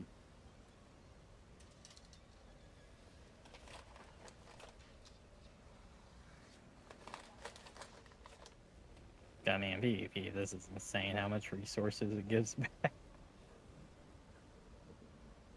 I mean, there's a lot. Like, you get a lot of resources from the combustion passive. You get a lot from the ult passive, and you get a lot from bloody thinger. I've like, if you were a pure class DK, there's no way you run out of resources regardless of what you bloody doing. Yeah. They will just give you a shitload from every which way. Traumatic Which is Burns. absurd. Fire cares not for love or coin or creed it consumes. All right, direct damage from an Ardent Flame. Ability causes the target to take 5% increased flame damage. Reduces their movement. What else we got here? Fan the flames, increase your chance of applying burning. And then the will to survive burns bright in your chest. Increase your healing taken by 5%. Yeah, I don't see anybody taking Ardent Flame as a healer. Maybe as a healer, definitely not as a tank. Like, there's just major protection, but you could just get that by slotting Flare, where like everybody else does, plus an extra 10% magic recovery. Heart of Flame, I guess, is a way of getting back a bunch of, like you're saying, getting back a bunch of stamina so you don't bottom out. And then you could keep up Combustion for, like, extra sustain. I guess. Yeah, but trying to proc combustion like that's like really hard. Trying to like burning or every second Yeah. max it out. That's not happening. Yeah, no, that's not happening. It would just be like a bit of passive, I guess. Well, if you're using Deep Breath, does it do any damage? Yeah, it still does. No, it just blasts out. Okay. Yeah. And then what's the increased chance of applying the burning status effect? By 110%. But the chances are and that's pretty if you have low. all DK skills on the front bar for that. Yeah. Yeah, it is a shame the wings are broken. Yeah. I think it's gonna look okay. Well, if their goal is to make sustain that good, then DD should be able to use Bystat and die less in Trials, no? Yeah. Presumably. Yeah, so overall, I would say, I mean, Ardent Flame is pretty interesting from a healer POV. I could see healers taking this. You've got two really good heals. One of them is pretty mobile, since it's centered on you, 15 Yeah, meters. what's funny about the deep breath though is that if you're low stam, you can just panic push it. And just get 2 or 3k stam a second. And then the cost gets cheaper because you get more mag back every time you hit it because your mag's going lower. Find a magic costing or a stamp costing skill here.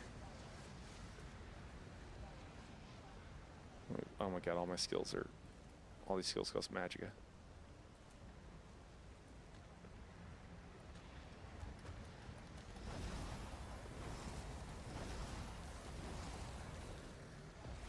All right, I'm holding block. Oh, that's the wrong skill. Oh, I'm not holding block on the right Yeah, just with get an to a ice point staff. where I literally can't bomb out my mag with spamming it. There we go. All right. Hold block. There we go. Yeah, that's a lot of stam. Holy crap, that's a lot of stam. This is gonna go crazy in PvP, the block builds.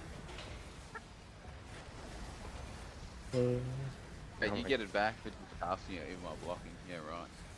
Yeah, Who Yep. knew the igneous shield thing? You just do that. yeah. I mean, it took me from 20% to 54.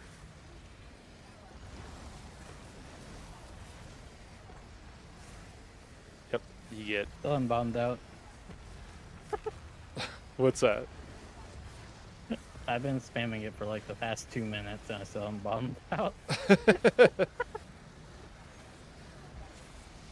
I mean, another way for, I guess, tanks, and I bet, yeah, that is gonna. I wonder what it's gonna look like in PvP. Probably not good. That would be New terrible. magma shell. Oh yeah, respecing the UI is pretty nice. I assume someone To be found fair, all if you're 16 spamming this and you're doing literally new nothing mounts. else, so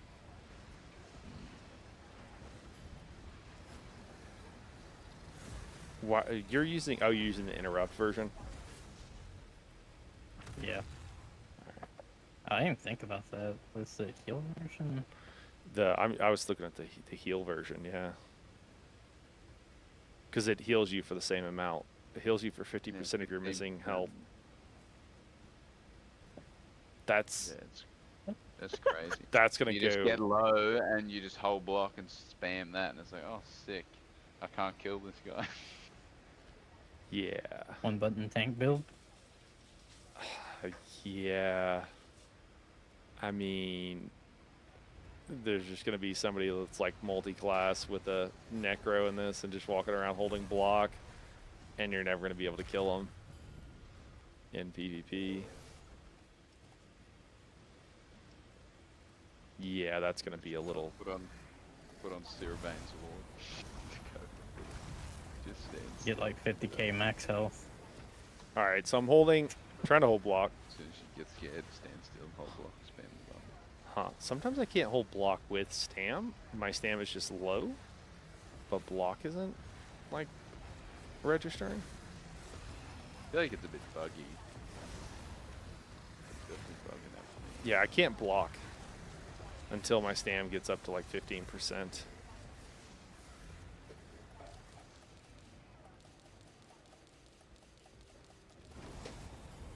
Can't block, can't block. Now I can block. Yeah, you have to be like over 10% or something. That's interesting. You know what? It could be because I don't have enough to block. Maybe I couldn't pay the single block cost. Maybe that's it. No, because I have like over 1K at that point, right? What's my block cost right now? Maybe that's right.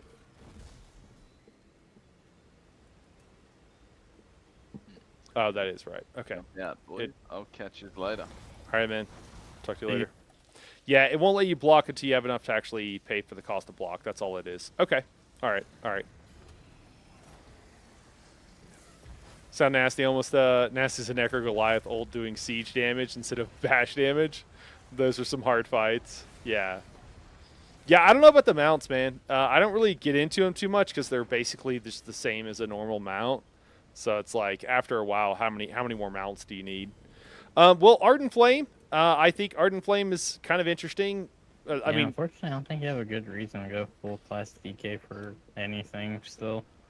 yeah, I think it's better. So like, if you're looking at this from like I mean DPS, yeah, but if you're looking at this from like a tank POV, I think you've gained some stuff. Like, you've definitely gained the sustain. I mean, clearly you can use Heart of Flame to just never worry about, you don't need to spec into some class to have a lot of extra recoveries and stuff like that. So I think that helps out. You actually have a couple of class heals. You wouldn't really do any of these things. Like, there's still no compelling reason to just be the single class unless, like, that's just really what you want to do and you don't care that you're missing out on a bunch of stuff. But you don't think there's going to be like a Zen or like Zen's DK running around with all DK skills? Probably not. Yeah. Yeah, the 8% healing. I mean, like, I guess tanking is fine, but like you said, it's just better to subclass still. Same with healer. So, Yeah. Yeah. I mean, certainly for Ardent here, like, there's the 8% increase healing. You're not using the combustion. It's going to really depend on how many procs of that you get, which is not going to be that many. So it's gonna relegate that to like a kind of passively gives you some resources back. Being able to use Heart of Flame is pretty hooked up as far as your stam recovery. So if you want to be able to perma block, that is pretty epic. Trade magic for a ton of stamina and healing, and a pretty good amount of healing over time. So that works. Yeah, Hearth and Home, using the either morph of that, so the tank or the healing morph would work pretty well. Major protection, but mostly also buffing your group and providing that minor heroism is cool. It's a long duration, 15 seconds. So, like, yeah, I could see using that. Cauterize, also a good heal still. And then be able to drop the standard to buff your group. I don't dislike it. Yeah. I'm going to walk through and kind of look through the rest of these. Let's check out Draconic Power. What do we got here? So I assume, let me see here. Let me catch up on these comments. Guess they could change once all the classes are overhauled. Yeah. The sandwich was pretty good, turns out. I'm a good natural cook myself. Nice. Frog says, this is one of my concerns. The games might be held on balance until all the classes are done. That said, it already is. So, yeah, I guess it's like YOLO. I mean, so Daedric, right? So for those that, didn't see this earlier, like, he got up to 150 on this one. He was using Simmering Frenzy here. I didn't realize that whenever he mentioned it. But he's still got 142 with, like, a legit 2-button parse. It is Stampede and Engulfing Flames. I mean, there's a couple of bow procs in there. I'm not sure what that's about. Maybe at the end or something. But, I mean, it's essentially just engulfing 27 casts, right? And then Stampede to keep up his backbar enchant and the Maelstrom Greatsword benefit, which is from the Maelstrom version of that sword, not from the weapon damage you get for it, which just increases your direct damage, which is what engulfing is now, engulfing Dragonfire. So, and this lasts for 4.5, almost 5 seconds. So just basically keeping up Stampede every 15-ish seconds, and then engulfing Dragonfire, just keeping on that. So 142. I think that's a little high, maybe, for a 2-button build. There are pets here as well that are doing some passive damage, this multi-class and everything. But yeah, that's kind of crazy. I don't know. So it's that's a funny build. Yeah, I mean, it's like one of those things. Yeah, it's also kind of funny that it's like just put a bunch of passives on, and then just hit this one skill. So I think Engulfing Dragonfire might be a little bit overdone. The one button build should hit 170k minimum, Mr. Krill says. Yeah, there you go. So you can definitely put out some damage. The damage overall is looking cool. I really like Engulfing Dragonfire. I like it as an option, an alternative. It's basically the Dragon, the Dragon Knight's version of a beam. I think we need that other option for people. I think if the beam is going to be in the game, that it's hard not to use it for like 99+% of people. It just makes sense for them to use a beam. It's better. It's giant AoE. It's a slightly different shape in this case. It's a 10-meter arc. So it goes 10 meter out, and then it's a 90-degree arc. So in front of you, out to 10 meters, pretty big thing. Yeah. Yeah. And a normal rotation would be like 120k. Yeah, the actual normal rotation without using Engulfing Dragonfire is lower. At least that's what I've been seeing. So less is more, as they say. Yeah. A lot of times with some of these things too, it gets to the point where it's like the one skill does so much damage that it's like a heavy attack build right now. You don't want to press anything besides left click on a heavy attack build because the heavy attacks do so much damage. Have you checked out the blue version of those skills? Yeah, Daedric's been showing it off. He might be doing it now.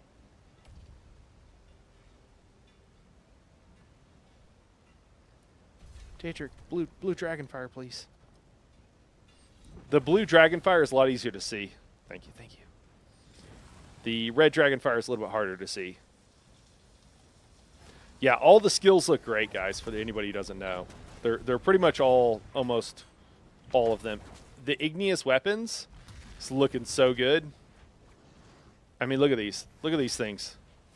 Look at the staff. It normally doesn't look like that. They look pretty dope, so yeah. Thanks, man. All right.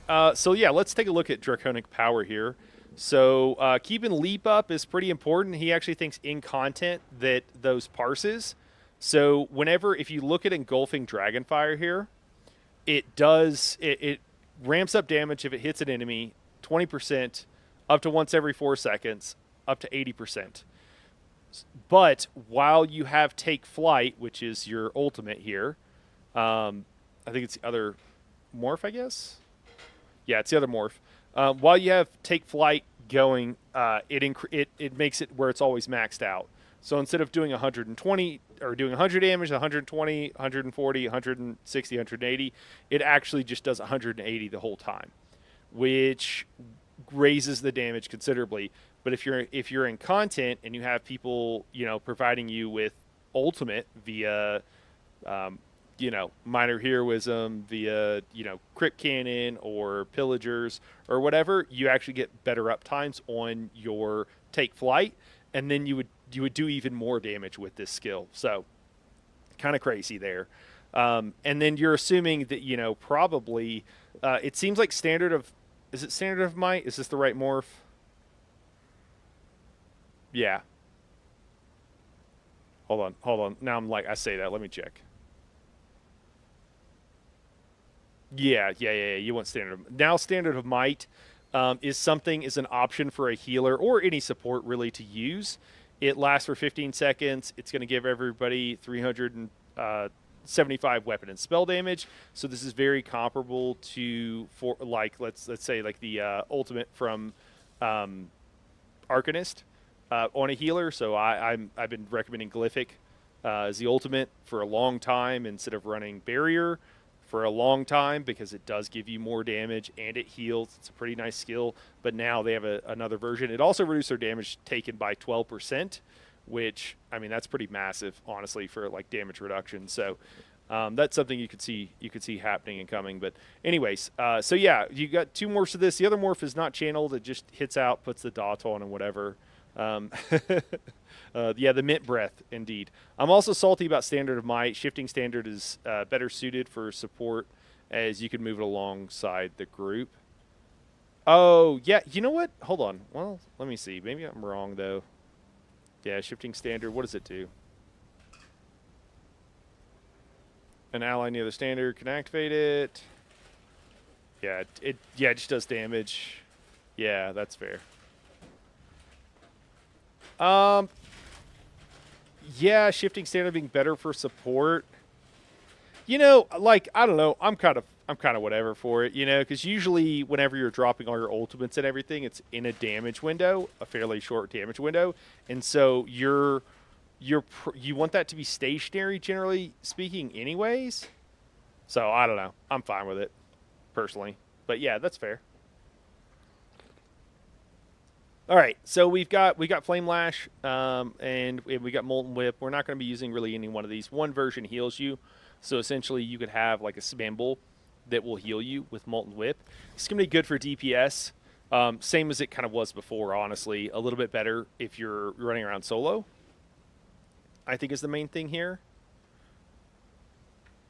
and so yeah. Oh, I'm sorry. It is Flame Lash. My bad. I got those backwards there. So it is Flame Lash that's healing you. Heal whenever you damage with the ability. Yeah. So it just provides a bit. I mean, same as it did before, though. That's nothing much is. I mean, the skill has changed, but I don't think it like fundamentally in how you're going to use it hasn't really changed. Burning Embers here. Oh, I'm sorry. We need to move on. So yeah. Anyways, Engulfing Flames. Yeah. We got Burning Talons, which actually typically we would use Choking Talons if we're talking about tanks. So call 4 Talons from the ground, dealing some damage, some flame damage to enemies near you and immobilizing them for 4 seconds. Basically what it did before. Enemies hit are afflicted with minor maim, reducing the damage done by 5% for 20 seconds.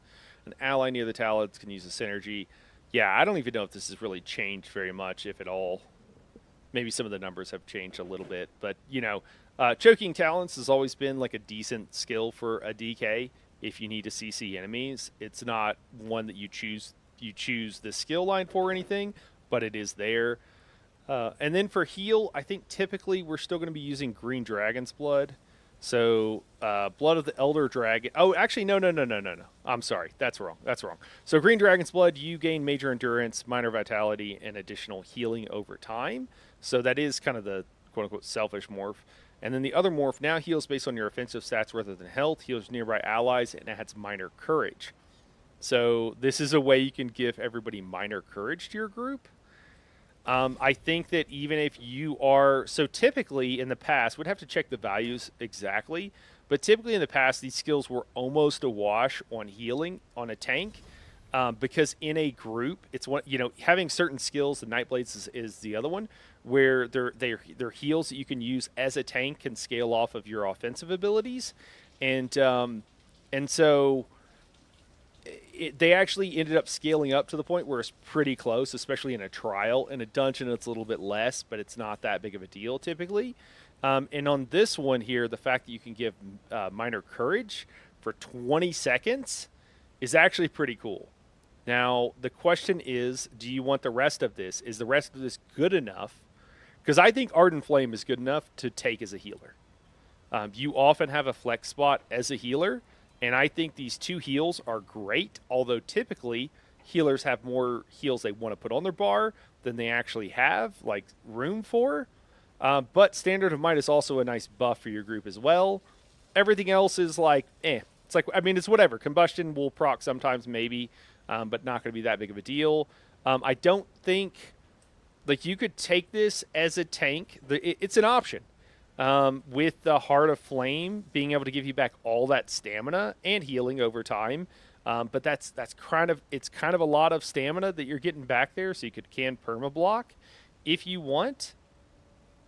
And you could still run the Standard of Might, and you could still, instead of Hearth and Home, you would run the other... Oh, no, you would run Hearth and Home for the major protection for yourself, but providing minor heroism for your group. Yeah, there's reason to take these. I mean, is it enough that I'm going to be like, yeah, I'm going to be making a build with Ardent Flame? Probably not for optimal content, but you could do it generally. I don't know. I don't mind it. So...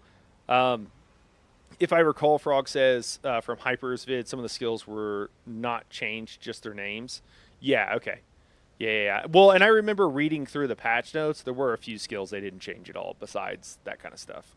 No more courage banners would be cool. Yeah, I would agree. I mean, I wish people would kill the courage banners anyways, but yes. Yes.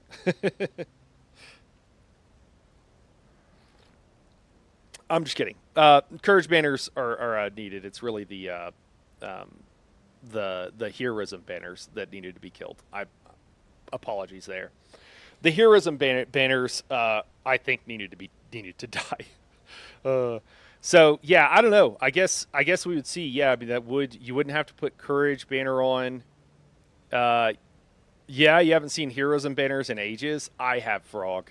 I have, and it does psychological damage to me every time.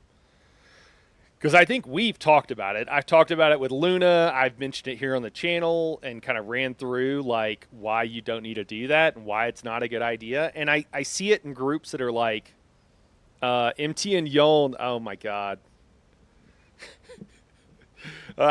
When I hear MT and Yoln, I want to turn into a New Yorker, you know, and who's like, "Hey, fuck you." Like that's what. Yeah, 2d6 psychic damage. Yeah, 100%, 100%. Yeah, yeah. So I don't know. This could be interesting because I mean, honestly, you could run it you could run Hearth. Well, actually, you wouldn't run Hearth at Home. That's the tank morph.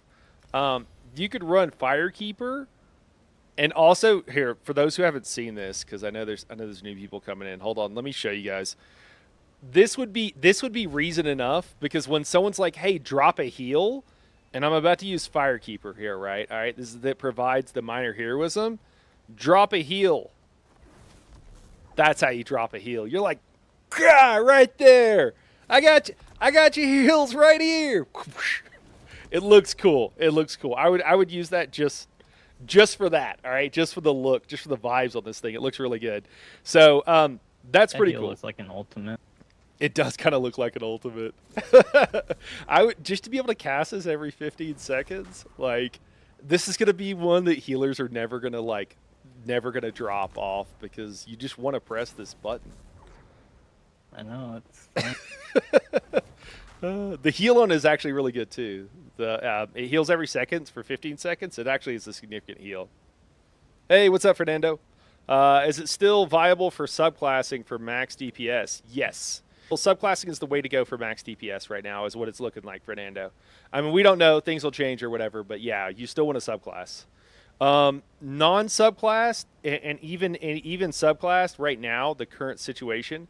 And guys, just let me know if you have questions about stuff we've already talked about. I'll briefly mention it, and then we'll move on. Engulfing the channel ability here, is the way it is right now. It's so strong. You kind of don't want to do most other things. Yeah, it's actually higher than even some of the single target ones. It's a pretty good animation. Yeah. So yeah. Anyways, so I could see Ardent Flame becoming one. So you would just you could run Cauterize situationally, and situationally it would be amazing. And if you got the bar space, maybe you run it all the time. There's nothing wrong with it. So both two good heals. This one will also give you your weapon and spell critical. And if someone else is running Igneous or whatever, you could then run Tri-Stat Potions, which could be nice. It can be nice on a healer whenever you're using stamina healing skills. And being able to use Tri-Stat Potions can be quite nice. I've done that in some of the sweaty trifecta groups and stuff like that sometimes. Hey, Glenn, good to see you, man. Hey, just lurking and playing game at the same time. Nice. Yeah, let me know if you find anything cool, man. And that goes to everybody. Yeah, so anyways, I could see Ardent Flame becoming one, and I could also see if you just wanted to play a DK tank, having Heart of Flame here and having the other morph here of Firekeeper. I'm sorry, it's going to take me a while in the names, guys. I'm already so bad on names. It's going to take me a long time. But I could see, like, again, you get major protection if you want it, and you heal the group, and you're the one providing that minor heroism. You can still drop the standard to provide the buff for the group. So, it doesn't always work as well on tanks because you might want to be running something else. But it's good. It's not bad. And I guess, honestly, like, there's a huge gap between like no point in running it and actually really good, and then optimal is also potentially another pretty good step along that path. But pretty good is I don't know. I'm kind of fine with it. Maybe my expectations have been lowered over time. I don't know. All right, I gotta get going. All right, man. Well, thanks for hanging out and chatting. Yep. I'll thanks. talk to you later. See you. All right. What else we got here? Choking Talents, doing the same thing it was doing. Blood of the Elder Dragon here. All right, here. Okay, so draw Neurocranic Blood to heal yourself and nearby allies, increasing by 50% additional healing based on missing health. That's actually a pretty good burst heal. The radius is 10 meters, duration 10 seconds, increasing up to 50%. We're not really dressed for this. Maybe I should actually dress for it. I don't know if this is healing off of max health. The problem is I want to look at healing and tanking stuff. And so I don't know which, I can't be in both sets at the same time. I don't actually here. We'll go put on some healing sets because I know I got some in the bank. I don't know where my bankers are at, but I think they might be up here. I don't normally come to this place. It's kind of a storage shed. Yeah, there's Tithis. There's old Tithis. What up, dude? Let's put on Rojo.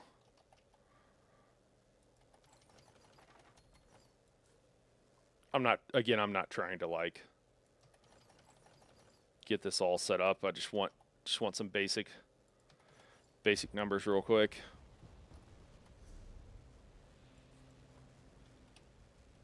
Let me see.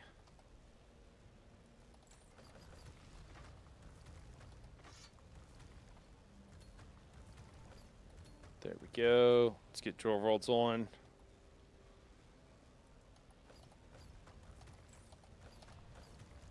All right, that looks good.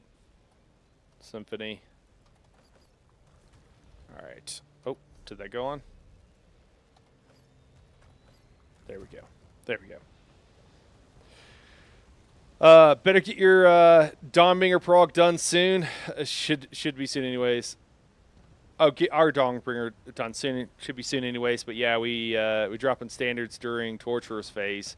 Don't want to make changes mid prog. Yeah, that would be rough, man. Dude, I honestly didn't know you were playing, man. I thought that's why I hadn't seen you for a while. I didn't know you were progging.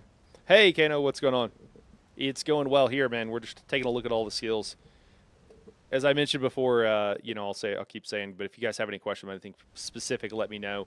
Right now, what we're doing, we kind of talked about DPS quite a bit. So I was just walking through and kind of looking at the skill lines and talking about it from a healer perspective. Miles and Daedric joined us earlier to let us know. Daedric's been parsing. Miles is getting it downloaded and was talking about some stuff. Passing on some info. If I'm being honest, I spent most of the day working on a video, but not for ESO and not actually for gaming at all. So be warned. All right. So Blood of the Elder Dragon here. Here we go. Almost 10k health. And that's and then it healing for over 6k. Spec as a healer right now. Everything else should be for DPS, but it's pretty close. Essentially spec as a healer. What would Combat Prayer do right now? What's like a Combat Prayer looking like? Never mind, I know. Combat Prayer should be like 10 or 11k. That's right. Jeez, Mr. Krill. Night's first OnlyFans video. Nah, man, I covered some real life stuff the other day. I'm just returning to the game after like a year and a half, so I'm going to start fresh. Going to be playing for a while. Would you recommend starting a DK DPS? Then when the changes come into play, I could just respec accordingly. Keno, like, what does the DK appeal to you as a flavor? I would pick the thing that you like the flavor of. That's the main thing. If you like the Dragon Knight, if you think the flavor is cool, it's a great choice. If you want to pick something that you like the flavor of, but you also don't want to wait 2 years for the changes to happen, then you might consider the Sorcerer or the Warden with the DK and just like keep those three together. Like in your mind, like which one of those appeals to you more, and then you'll get a refresh in the relatively, near future either way. I don't think that. Yeah, because I mean, you might have to things might change or whatever, but I don't know. I wouldn't try to find something that isn't going to change because it's ESO, and you never know when they're going to change something. So that's not really something to base it off of. What I and I think most people would personally recommend is if you like the DK, you like the flavor of it, yeah, give it a shot, man. If you prefer one of the other flavors, go learn it, go try it, play around with it, and just realize you're going to be, if you like it, you're going to like it even more whenever they update it. Yeah, that would be my TLDR. Yeah, so, this is going to be a pretty good heal. It's not a combat prayer. I don't know if we could, we could test out and we could like eat some sugar skulls. I assume it's giving the healing based on. That did go up with max health. Okay. So is this like a tank buff version of this heal? This is all kind of weird. I mean, it provides minor courage either way. So it would probably be, if you were a healer putting this on your bar, you would probably be using this just for the buff. Or for your own self-heal. Also, it's going to matter if it's smart targets and if it actually hits more than 6 people. That's also going to be pretty important. Because if it only hits 6 people, you're not going to be able to hit your entire group with minor courage. So we'll have to see how that goes. That's a question we'll have to try out. Certainly in a dungeon group, though, you would put this on. So for any sort of dungeon group, you might as well run it. They deleted poison from DK. Yeah, they did, Mr. Krill. Do you think it will land with Necro or Nightblade? I think that Warden or Nightblade are the two most likely places for poison. Yeah. Can we run logs on PTS? You can. We could test it when we run Night Market. Yeah, that's a great point, Frog. Honestly, I'll probably just put up, that's a great point. We can test it next week when we run it. Yeah, I have a couple of on-screen buffs. I won't even run logs. Yeah, I have an old video that shows you how to run logs on PTS if anybody's 2-button Night Market. Yeah, I mean, might as well. I thought you were doing your, is that real-life commentary tonight? Lo and behold, it's ESO. No, I was working on a video for that, Glenn. Yeah. I got some feedback after covering some IRL stuff that, maybe I don't know if it really helps. But like, some of the feedback was like maybe a little bit more be able to show people. So it's a little bit clearer because you have people that will just like say crazy stuff and yeah, but not tonight.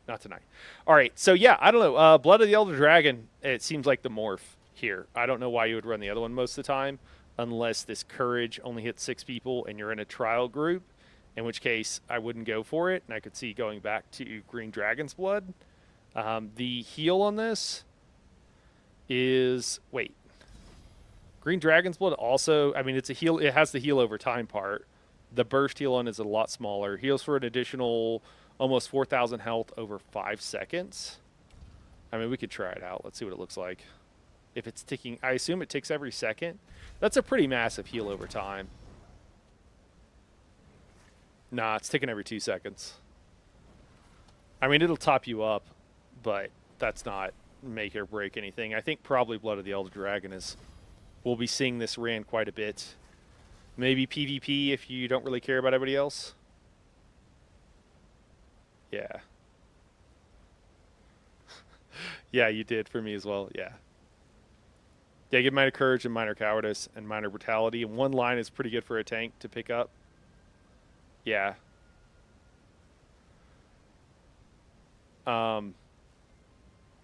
This for sure. Yeah, all of them being in one skill line. Yeah, and then the protective plate down here, or what's the new morph? Wing buffet. I'm gonna call it buffet just because it's funny. Wing buffet. So we got fleet step wings. The gain immunity to snares and immobilizations. Cost reduces you rank up, or converts the knockback into partial protection for group members. Adds minor protection. So this would be like a PvP morph to gain the snare and immobilization immunity, and then this would be the PvE morph where you're buffing your group. Unfurl draconic wings to safeguard you and nearby group members for 6 seconds, reducing the damage taken from projectiles by 50% for you and 25% of your group members. This is going to be something that you're going to want to put on if you have this skill line in a lot of situations. Not a lot, in certain situations. So Starfall on the Warrior, Ash Titan for sure. There's a handful of other fights where there's projectiles, and it'll actually help you. You'll be using it in Cloud Rest. I wonder if the 25% for group members, I guess, there's some animations that probably they look like projectiles, but I don't know if they put a dot on you, so that probably doesn't count, but that would be crazy. That works, actually. Wings are tasty. Yeah, if they really are actually listening to us, then we should push for 1 second heals. It's so silly in PvE, man. Have they seen it wipe trifecta groups and multiple times? Yeah. Yeah, the 2 second heal over HOTS hitting it doesn't feel great. Warden gets a life beam that heals the group and hurts enemies. Oh man, that'd be cool. Daedric's already moving on to looking at the Warden, man. It's interesting to see you so excited about the Warden, man. I'm pretty cool. I'm excited about it, but I'm glad other people are getting hyped as well. Do we get Warden next, or is it Sork? I thought it was Sork, but I don't remember. So yeah, so you and your brood, protect the brood is the name of the skill. Gain minor protection for 20 seconds. That's really nice. You ideally you get this from somewhere and really hard hitting fights and trifecta groups and whatever. Thought Sork was November. Oh, okay, so is it Warden next? Cool. Warden is such a confused class in terms of identity. I'm just happy it's getting reworked to have some kind of cohesion. Yeah. So you gain major expedition for 4 seconds, increasing your movement speed by 30%.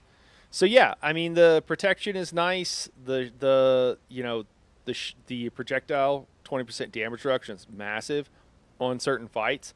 I could see if you have this skill line, doesn't matter who you are. If you're a tank, honestly, yeah, I could see this in if you're already running engulfing Dragonfire, like you're on the Ash Titan, just as a for instance, like put this skill on and buff your group like 100%. It's pretty legit.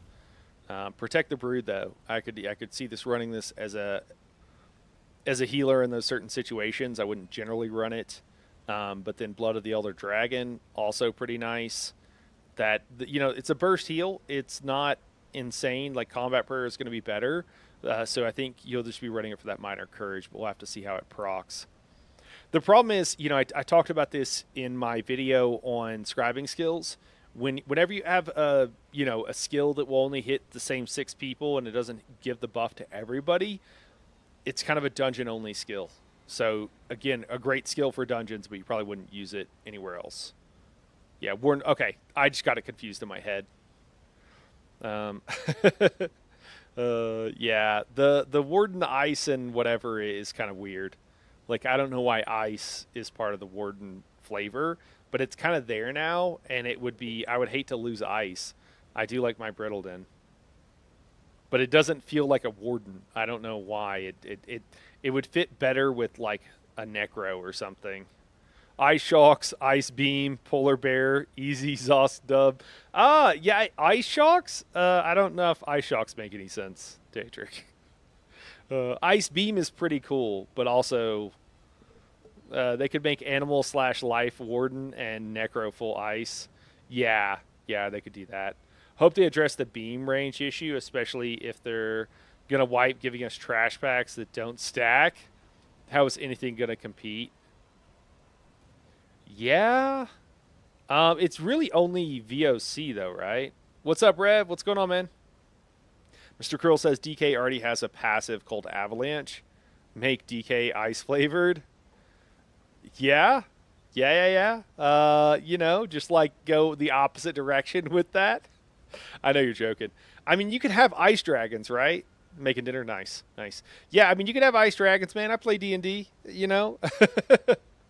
What do I think about the new mythic? Dude, what is it even called? I don't even know what it is, man. I don't even know what it is. I haven't even looked. Let me know what it's called and we'll pull it up in a second. You don't know? Oh, okay, that's funny. Anybody know what the new mythic's called? Like I said, I was working on IRL stuff all day, so I didn't have a chance to check it out. Bakun? Bacon? All right, so bacon for dinner here. Like it. Yeah, so That's I'm just trying. I'm trying to like wrap my head around it. So engulfing flames is all DPS. Choking talons is a minor tank ability that can be useful if you already have the skill line. Sure, it's cool. It can be really useful in certain fights. We've got Blood of the Elder Dragon, which is a good heal. I mean, if it's going to heal you for that's a good size heal. It's a little expensive actually. I say that, but it is heal for the rest of the party, which is cool. And I guess actually I say that if you're using it when you should, when you're on lower health, it is going to heal for a lot more, up to 50% more. This could scale up. It's a good heal. It's a really good heal. It's expensive, so you got to be careful, but it's a good heal. And then providing that minor courage, so you want to proc it every 20 seconds. Anyways, the health recovery really does it. I mean, it's major fortitude, but it's really not moving the needle for the most part. You're not trying to make a health recovery build. And then we've got Protect the Brood here, which is, I think, the PvE morph. So, and that can be situationally very useful, providing the minor protection. The thing is, if you don't need the projectiles, you can get minor protection from like 2 or 3 other really good sources. So you're probably not going to use that. And then we have chains of devastation or chains of dominance here. Chains of devastation, the rabbits would like chains of dominance. They're always trying to figure out who's dominant, who's higher in the pecking order. Chains of devastation converts enemy pool to a self pool. Okay, that's like PvP or I don't know, DPS I guess version. The other version here, chains of dominance is what we want. So lash out with a chain bound in Daedric runes. I'm sorry, Draconic runes. I was like, that doesn't make sense. And Draconic runes, pulling an enemy to you. Enchanted metal deals flame damage, applying the burning status effect. Okay. And taunts them for 15 seconds. They're not already taunted. This attack cannot be dodged or reflected.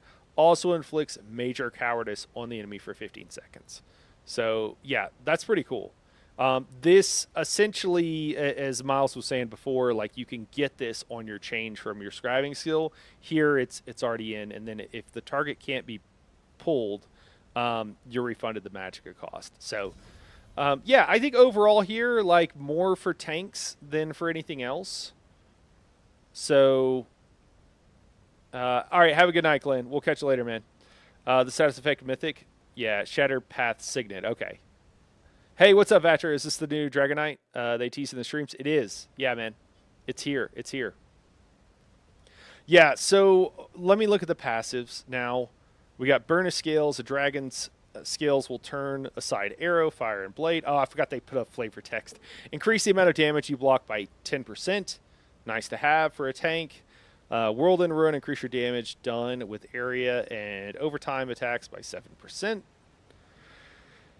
Elder Dragon, activated Draconic power ability, grants you and your group members minor brutality for 20 seconds, increasing weapon damage by 10%. This is one of the unique class buffs that DKs provide. Increase your health recovery by up to 700 based on your missing health. We don't really care about that part. So any Draconic power ability, all right. Again, you're probably going to have somebody in your group. I mean, if you have somebody running, engulfing, like you're going to have it. The Storm Voice, when you cast an ultimate ability, oh yeah, when you cast an ultimate ability, basically what this does, guys, is like it gives you a ridiculous amount of magicka stam and health, and it generally speaking will just give you like full bars of everything. Certainly for any support, it will. Maybe if you're like really low on a stammer mag character, maybe it wouldn't, or maybe it wouldn't quite heal. I think it generally heals you to full, because if you're casting an ult, usually you're casting an ult with a decent sized ult. So this just basically gives you, it's like an oh shit button, is essentially what it is. You can't use it enough to really consider it as like just part of your rotation, but yeah. So I think here I would definitely say it's certainly more of a tanking skill line than a healing skill line. I don't know if it's so the chains, you don't actually need major cowardice from here. You can source that from other locations. Again, it's nice to have it if you don't want to do that and you get it all in one place. If you just say, hey, I'm just playing a Dragon Knight and I'm not doing anything different. Minor protection is very situational. The projectile damage will be nice. Again, you could just have a DPS run that in the few situations you need it. Then we've got Blood of the Elder Dragon. Draw on your Draconic Blood to heal yourself for...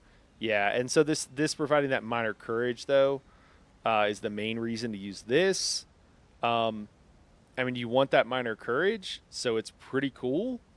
I don't know what other sources we'll get. Like Frog was saying, you could drop it off of the banner, and then you wouldn't have anybody in your group running banner, which would increase DPS. Does it make sense to grab this as a skill line as a tank? I don't think so. I think this is more of a tank skill line, but even then, like, there's some pretty nice things here, but I don't know if this... The extra block mitigation, the oh shit button, like... I think probably not. I don't think this skill line is really good enough to run. Certainly not on a healer and probably not on a tank. So, I guess do with that what you will. I like the flavor text they added, but it's annoying when you want to know what the skill passives do. Yeah, I agree. I like the flavor. All right, so now Earth and Heart here.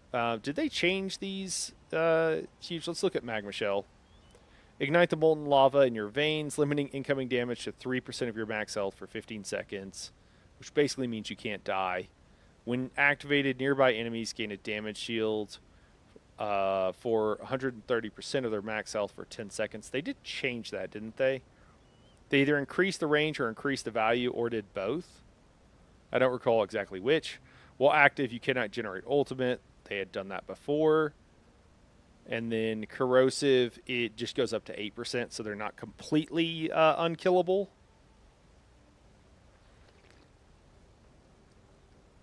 All right, and that's more of a PvP morph. All right, let's look at this. So we've got the new Stone Fist. We got Superheated Ward is what's called the base morph. Stone Fist is now Magma Fist. So draw forth magma from below to hurl at an enemy, dealing a little bit under 8,000 damage while applying a stack of Heat Shock, which increases the enemy's damage taken by 33 for 10 seconds per stack up to 3 times. Right, so it still does the same thing. They lowered the value of the damage increase. Did they half it? They lowered it significantly. Luna was expressing concern and dismay about this. And I think some other people were mentioning that maybe it wouldn't be worth running. I thought Stonefist was giving a significant amount of damage, though. So, halved, yeah, seemed unnecessary. Yeah, I mean, yeah, so few of people were using it. I don't know, it's kind of interesting. It's a stamina costing ability. It is easier to use in the stack. Doesn't the stacks last longer now? They weren't 10 seconds before, right? Weren't they like 5 to 6 or 7 or something? It was around 4% DPS boost in single target. I mean, that's still pretty massive in like optimized groups. Yeah, stacks were shorter. Yeah, it was really hard to keep up because you also had to deal with the travel time too. And so like you could accidentally drop it. Now it's like 2%. Yeah. I don't think, I mean, that's not nothing. Some of those groups are doing so much damage, they'll still want it. Volcanic Ward. So this is the other morph. Roil the air around you and your ally, and an ally, granting a damage shield that absorbs, looks like 11,000 right now for 6 seconds, and reducing the next instance of damage taken by 10%. When the shield ends, the latent heat warms the target, healing them for 5,000 health. This ability scales at the highest of your max magic or stamina, and the shield is capped at 50% of the target's maximum health. I don't know why you would use this. Unless you're trying to... I don't know why you would use this. I mean, PvP, and you're trying to, like, pocket somebody? Like, that's the only time. PvP players, am I missing something here? So the damage shield is fine. It's a good size shield, but it's you or an ally. And then you also reduce the next damage coming at them by 10%. And then it heals them. I don't know. Maybe, like, maybe if you're trying to keep just your main tank alive, it's just a little weird how heals work in ESO. And then it heals them at the end. I guess you could use this for tombs in Sunspire and other heal check situations. You want to put a shield on someone in any heal check situation so they stop taking damage, because it's going to be hard to heal them out of the thing, and so stopping them from taking damage is pretty important. This really needs to smart heal and target anybody who has a heal debuff, or if everything else is fine, the person with the most health, I guess, so you can actually hit your tanks. I struggle to see the usefulness of this skill. It's incredibly expensive. Yeah, I struggle to see the use for this skill. Pretty hard. Magmafist is fine. Looks a little weird. It doesn't look amazing. It's one of the few skills that I'm like, I don't love the look of the skill. I'll show you guys real quick for those who didn't see it earlier. A lot of stress on your tank for just 2%. Yeah, Luna does it because she gets bored otherwise. So that's her thing. Yeah.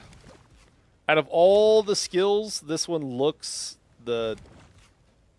It also... This hit sounds kind of eh. Yeah, some experienced tanks say that, yeah. They just want something to do. And I get it, especially when you're doing a prog and you've done the same fight 1,000 times and you're just like waiting for everybody to get on board. Yeah, I don't know. Seems fine, I guess. I don't have any strong feelings. All right, and then we've got Molten Armaments. This looks amazing, guys. Molten Armaments looking amazing. For their igneous weapons, they basically look the same. I don't know if there's any difference. So increased duration and radius as before. You also gain in power and reduce the cost. The ability ranks up 30 seconds. Yeah. This could be, this like also used to be a way, since it does provide you with that empower, where you could have like a heavy attack build and not use major skills, and it still works well. The problem is, historically, heavy attack builds on a DK did like 10 to 15k less than on a Sorc. I've tested out these kind of builds. I never published them because it's like probably just make a Sorc because it's significant. It was significantly less damage. I don't know with all the changes. Maybe we could try it out again. But it was kind of a nice thing to just be able to like pop it and then you got 30 seconds. Templar is the other one, which I have done a build on because they don't suck at heavy attack builds, or at least haven't historically. So I'll show you guys this as well. Respec in progress. That is really nice, and it's nice that it's free. Yeah, I mean, look at that. Look at that weapon now. Like, it didn't look anything like this before. And then look at these. Oh, I don't have daggers on right now. Where are the daggers?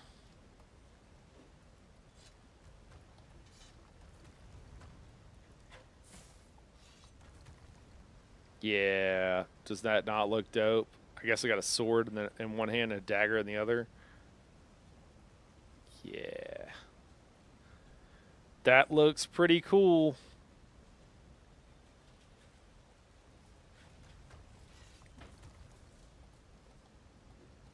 Yeah, it has more inspired scholarship level art now. Yeah, exactly, right. Which I guess is a lot of what they were going for. Yeah, I mean, it looks pretty dope. So igneous weapons, you know, typically you want someone to be running this anyways. It's kind of like, do they, I don't know. Do you grab the skill line for that? You've got, yeah. Oh yeah, because I didn't even know. I thought maybe my weapons already had like they were in the same style as the armor I'm on, and they're not. So not only does this make them look all glowy and everything, it also makes them look covered in rock and like Yeah, I mean that's pretty badass. Honestly, honestly, are heavy attack builds still a thing in a post beam world? Yeah, Lyriel, they made a mythic a while back that gives like I don't know a stupid amount of damage to your heavy attack, and it just does a ridiculous amount of damage. You don't use Oaken Soul Ring anymore, and it made where holding left click you could do like 120k damage, ish. It's kind of ridiculous. So, and you don't even want. It's kind of weird because it does so much damage that you don't want to press anything else besides left click because that's how much damage it does. That's how good it is. I forgot we're gonna check out this ring. Shattered Path Signet. Reduce health and magicka and stamina cost of abilities by 130. This effect does not work with abilities that drain their cost multiple times over their activation. Yeah. It does kind of have WoW vibes though, slightly cartoony. I mean, yeah, that's fair. I mean, and you could argue though that like some of the new animations also have kind of a more of an anime vibe too. Like a little bit more Asian inspired, a little bit more over the top. I don't mind it. I think they look pretty cool. I don't think it goes full into the cartoon vibe though. Those fire weapons look cool. Yeah. Who knew? God, that sounds awful. Isn't that immediately boring? Yeah, I mean, just holding left click all day. Yeah, I mean, I think so, Lyriel. I mean, I guess if you're in content and you still have to move around, the good thing about it is that you can watch Netflix while you game. You know? So there's that. If you're a Netflix gamer, you know, maybe it's perfect. Maybe that's who it was designed for. Or if you have some sort of, you know, physical limitation or something. Frog says, IMO, yeah, no think. Only left click seems boring, but I guess it's a wide range of builds available for people. Yeah. I mean, I feel the same way, too. Numi's dad says, LOL, never heard of that mythic. Setting up a heavy attack Sork with arc, shields, and heals as a no-death run tune. Yeah. It's Rakat's Void Mantle, right? Or is that just part of it?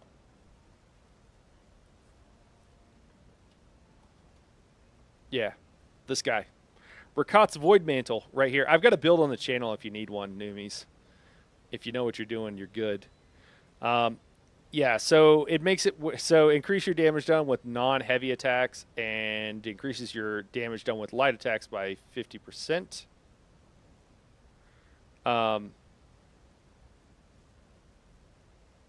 Yeah. So, wait, am I reading that right? Increase your damage done with non-ultimate heavy attacks. That's what it is. Yeah. And by 50%. And decreases your damage done with light attacks by 50%. So 50% increase makes it where you really don't want to do anything else besides hold left click. Yeah. So, oh my gosh, I already forgot the name of this new mythic now. I got to go look up when Daedric told me what it was. What was it called? It's already gone. We could just look through it, I guess. There's not that many yet. There's a decent number now, but not insane numbers. Shattered Paths? Yeah, this is it. Okay, so it reduces the health, magic, and stamina cost of abilities by 133. This effect does not work with abilities that drain their cost multiple times over their duration. That's good, because you could break stuff with that. And then what does it do? I was reading Prismatic Enchantment. Oh my god, I'm such a dork. All right, increases your damage done with status effects by 1% for every one ultimate you have, up to 170%. Both the current and maximum damage done is halved against players. While you have 170 or more ultimate, your light and heavy attacks apply a random status effect up to once every 4 seconds. Applies minor timidity to you, consuming one ultimate every 1.5 seconds while in combat. So that makes it harder for you to generate ultimate, but you can easily outpace that. That's essentially the opposite of minor timidity is like the opposite of apparently of minor heroism. I think those are the same one every one, or maybe that's yeah. I think it's the same. Yeah. It's the same. I don't know. I mean, like this seems like it's designed for someone who wants to make that elementalist and wants to make them not suck, and so that hasn't happened yet. So I mean, I like that part of it. I guess we'll have to try it out. I don't know what you do to make an elementalist right now. I mean, you can make them. You can throw a bunch of different element types. It's just the build won't be very good. You know?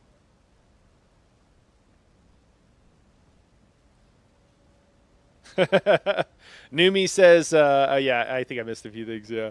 Looking up. Thanks. Okay, cool. Yeah, good for learning. Good for learning, too. Yeah, that's a good point. That's a good point.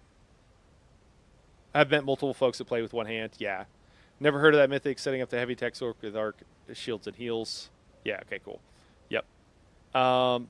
It's kind of annoying that they intentionally excluded Overload ult from it.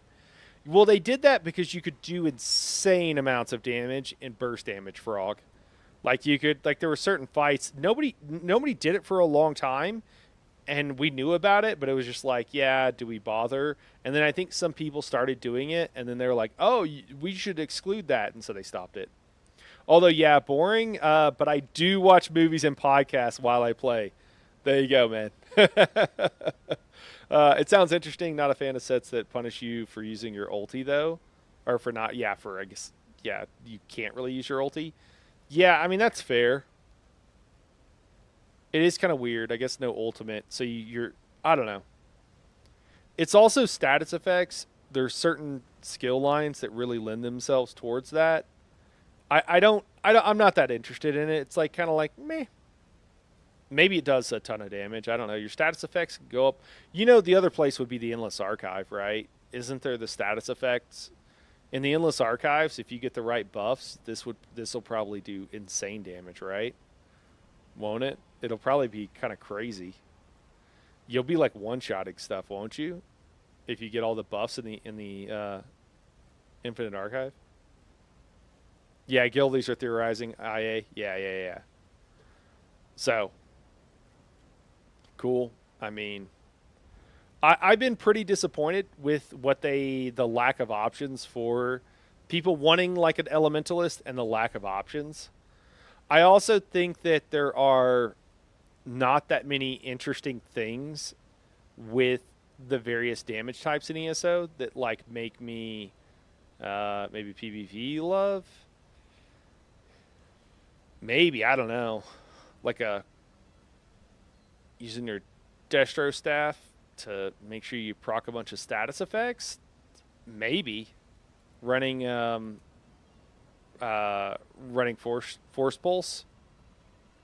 I don't know. With the I mean, you could use the mythic. I've tried stuff like that before, and it never really works out, and it's always kind of disappointing. I might try to build an Elementus if they aren't any builds being explored. Have some ideas. With disdain, perhaps. Yeah. I mean, like, you know, it's fun to weave, force pulse, and if you throw in the mythic from, or not the mythic, the weapon you get from Asylum Sanctorum, it auto procs all the status effects. I think every second cast, if I remember. Where is it? There it is. So the destruction staff here. Yeah, so it'll give you about 100 weapon and spell damage. Then every second cast of Force Shock will always apply the burning, concussed, and chilled status effects. Although now there's scribing skills that'll do this in different ways. And they got to be within 5 seconds of each other.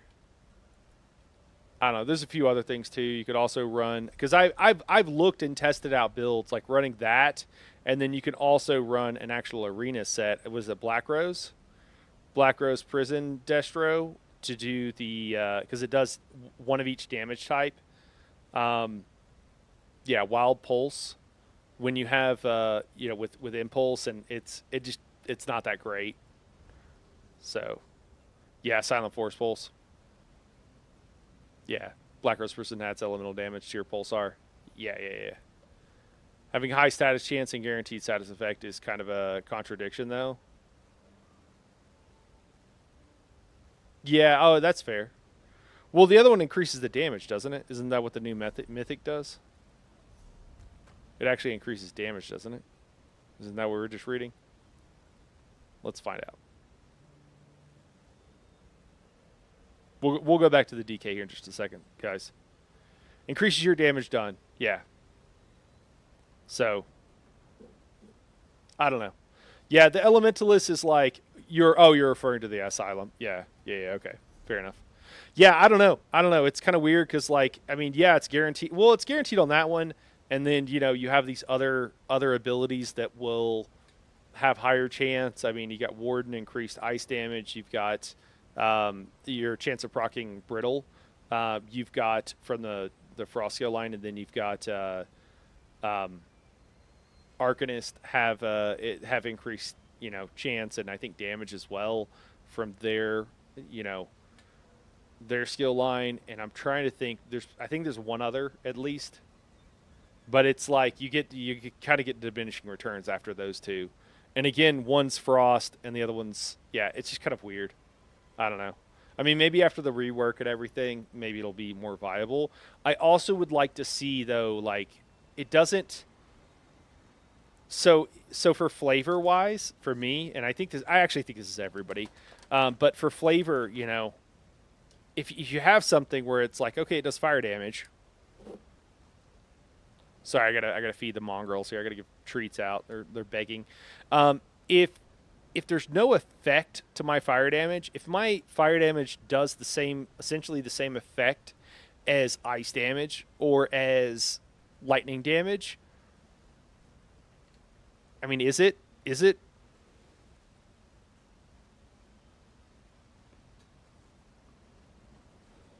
really, like, does it matter?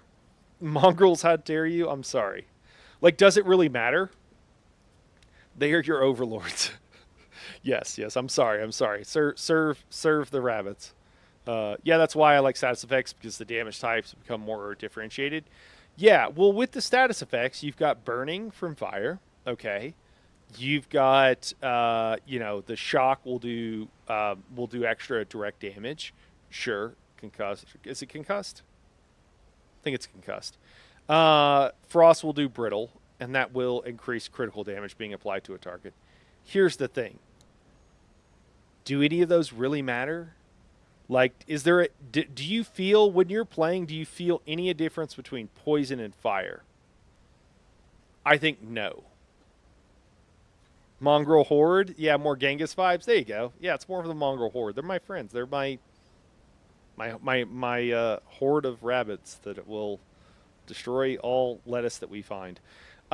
So yeah, since there's no real mechanic, right?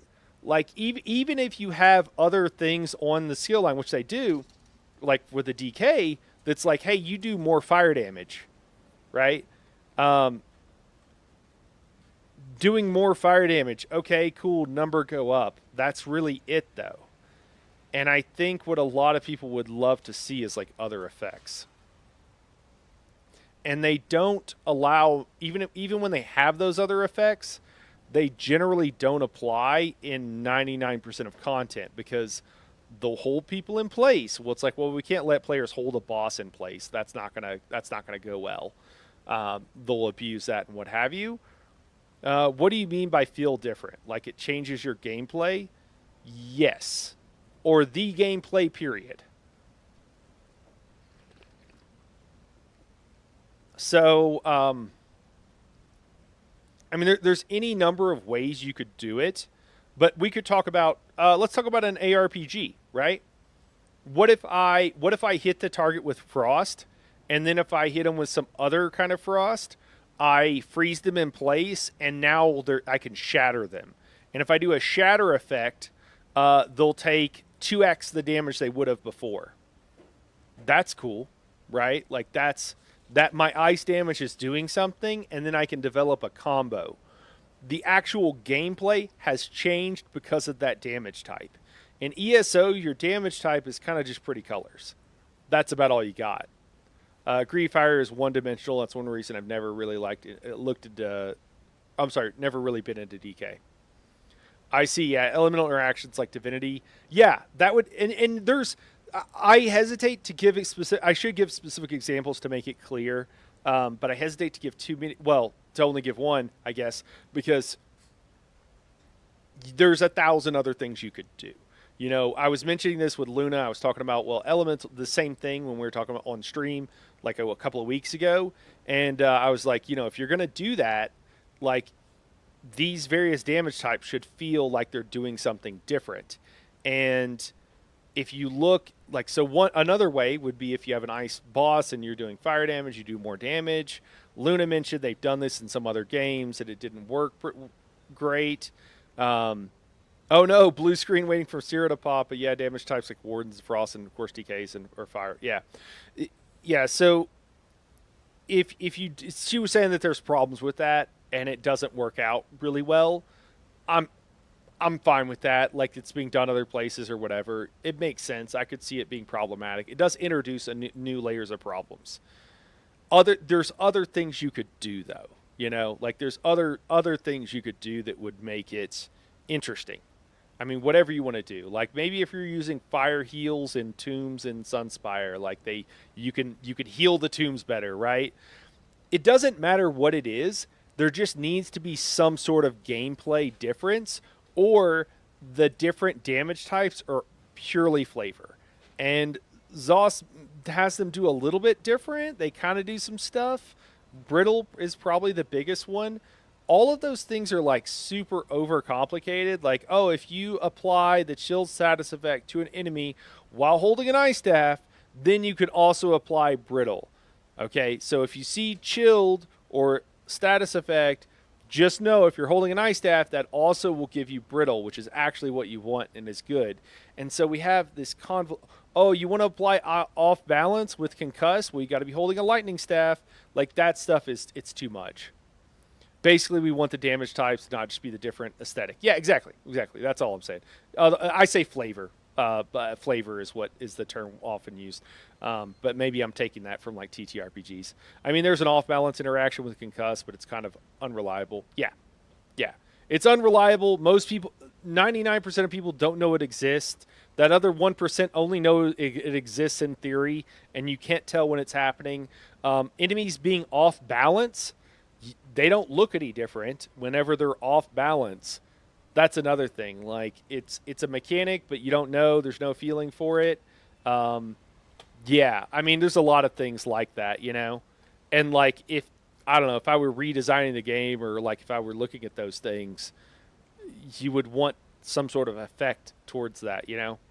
But also, you would probably want that before you design the whole game, so you'd want to think ahead a little bit, so you didn't have to do whatever. I mean, it's kind of unreliable is basically ESO's tagline. Oh my god, that's true. It does need to be telegraphed much more clearly, yeah. And not just a pop-up timer. I mean, they tried, right? Like they, you know, and that's the thing too, not to hate too much on ZOS, but they really do deserve it oftentimes. They added, so some of the things they added is it literally will pop up now and say off balance on your screen. And it's like putting text on a screen is the best that you... Anybody could say, hey, let's make text pop up on the screen when this thing happens. Like an intern probably coded that and should have. That's not hard to do. It's kind of like when they did the mounts where they're randomized, and they were like, oh, we added this cool new feature, and I'm like, that took you 2 fucking seconds to code. Don't act like you did that much. That did not take you very long. And they're like, look what we did. And it's like the most basic implementation. That's kind of ZOS in a nutshell, like wanting credit for doing something cool when they did something incredibly easy that took 2 seconds, and then it's like, look what we did. ESO had the cleanest UI in the industry for a while. Yeah, I feel like those days are long past. If you want the cleanest UI in the industry right now, Dune Awakening. Dune Awakening is where it's at. You can see just about everything you need to know about your character by just looking at the screen. That is what a new game should look like. We don't need, Just minimal everything else. Ideally, you shouldn't even have to have a health bar. The game should tell you everything. That's how I want to play. All right, let's finish this up. We've been chatting, yapping for a little bit. Okay, so Magma Shell, we've got Magma Fist, still be used by super sweaty groups, just a little bit nerfed. Igneous Weapons looks amazing. I also think that, like, just them changing the audio and the visual on all these skills is going to be a huge refresh for a lot of people. My major concerns for the game, though, still right now are the fact that, like, the skills aren't going off, the desync so that you're dying when you're not inside an AoE and it thinks you are, and then crashes and stuff like that's a big concern because it's worse than it's ever been right now, or as bad. There might have been a time that I'm not remembering, but it's been in the last like 5 years. It hasn't been worse than it is right now. Yeah, ZOS didn't develop a clean UI concept after launch. Yeah, develop for it. Yeah, yep. So Fragmented Shield here. Let's go ahead. These look Fragmented Shield and Igneous Shield looks amazing right now. I think it's doing fairly close to the same thing. Your own damage shield absorbs a little bit more. You also gain minor bidding. I don't think these were really changed very much. So Fragmented Shield, let me just read it just to make sure. Shielding you and nearby allies for a little over 6,000 health. You know, the same deal with this is like you can use this. You could use it before on a healer. The problem is you gain major mending, increasing your healing done by 16%. That's a lot for heal checks. That's pretty good. If you go with the other... Oh, I guess both morphs do that. What does Petrify even do? I need to be able to morph Petrify.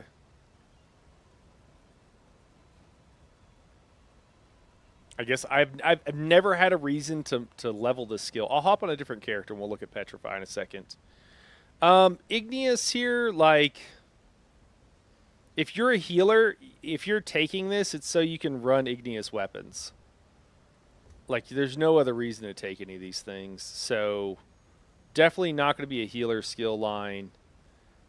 Maybe a tank skill line.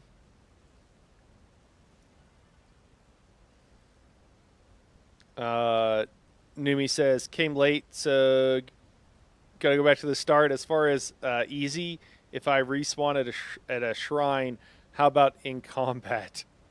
It's bullshit. Oh, how about in combat is set to 0? Yeah. Numi's, yeah. When you die and then you go to a way shrine, it's leaving you in combat. I didn't know that. I think I've heard of that now, but I didn't know that was like a common thing. Yeah, that shouldn't happen at all. Yeah, you shouldn't stay aggroed. My theory is the skills not firing thing is related to the botched animation optimization overhaul. It got much worse after that. Man, I know it's been happening since like 9 months. I thought it was with the patch last year. The major content release last year is when I thought it started getting bad. And I thought it started getting bad whenever they did something on the back end, it felt like, I thought it was to make PvP seem like it was more responsive, but the latency went up for everything and desync went up for everything, and I thought it was some like server hack or something to like make people think the game is performing better than it is. That's how I read it, and it feels like garbage. I don't know why, but I don't know why they did it. I don't know exactly what it is, but the game feels like pretty bad now. It was happening before, but so many more skills are doing it since then. I would believe that too. Yeah, I could be right though. Yeah, I believe either one of those. Yeah, and they never said anything about it, and I guess the thing is that there's this thing that happens where it's like, oh, nobody immediately complained about it, so they don't notice and it's fine. It's like, nah, it's still going on, man. It's just like people didn't know to complain about it because they weren't sure what was going on. And is it server issues too? It could also just be really bad server issues. I don't know, but the game doesn't feel very great when skills aren't going off. It's pretty frustrating. I've had people almost rage quit and like rage quit ESO entirely over that too in past months. All right, we got Shatter Spike Mantle. Envelop your body in molten spikes to increase your damage done by 100 and gain major resolve. Increase physical and spell resistance. Yeah, it just tells you what major resolve does. Sorry. As the armor forms, you blast foes around you with shattered obsidian, causing them to take 16,000 flame damage over 20 seconds. When this effect deals damage, you gain a stack of avalanche up to once every 10 seconds. What does the stack of avalanche do? I mean, I know this came up before. Is avalanche down here in a passive or something? Yeah, okay. Whenever you deal damage, you gain a stack of avalanche, which increases your damage done by 1% per stack up to 10 times. This effect can occur once every 5 seconds. Oh, yeah. Oh, this is the, like, ramping damage thing. Okay. Every 2 seconds, you do not deal damage, you lose a stack. Okay. So Shatter Spike Mantle increases your damage by 100. You gain Major Resolve. You do damage to foes around you, causing them to take damage over time. And up to once every 10. So it'll give you a couple of stacks, not doing a whole bunch, but it keeps up your previous stacks. So I guess the longer you're in damage. This feels... I don't know. Is this a big enough dot? How does this compare to other dots? What else do we got on our bar? We had some other stuff here.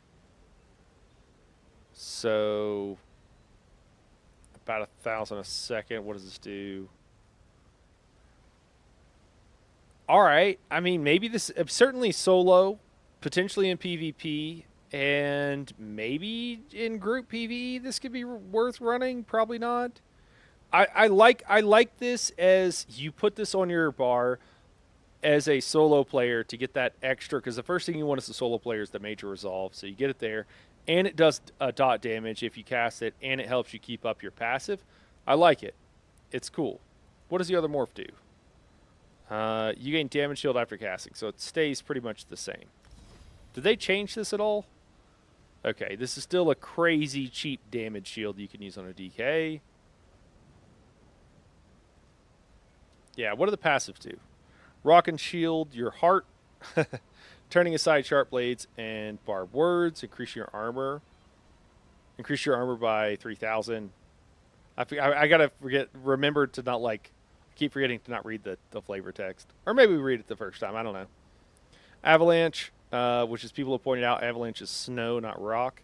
Given time, the smallest rock on a mountain can cascade into pure devastation.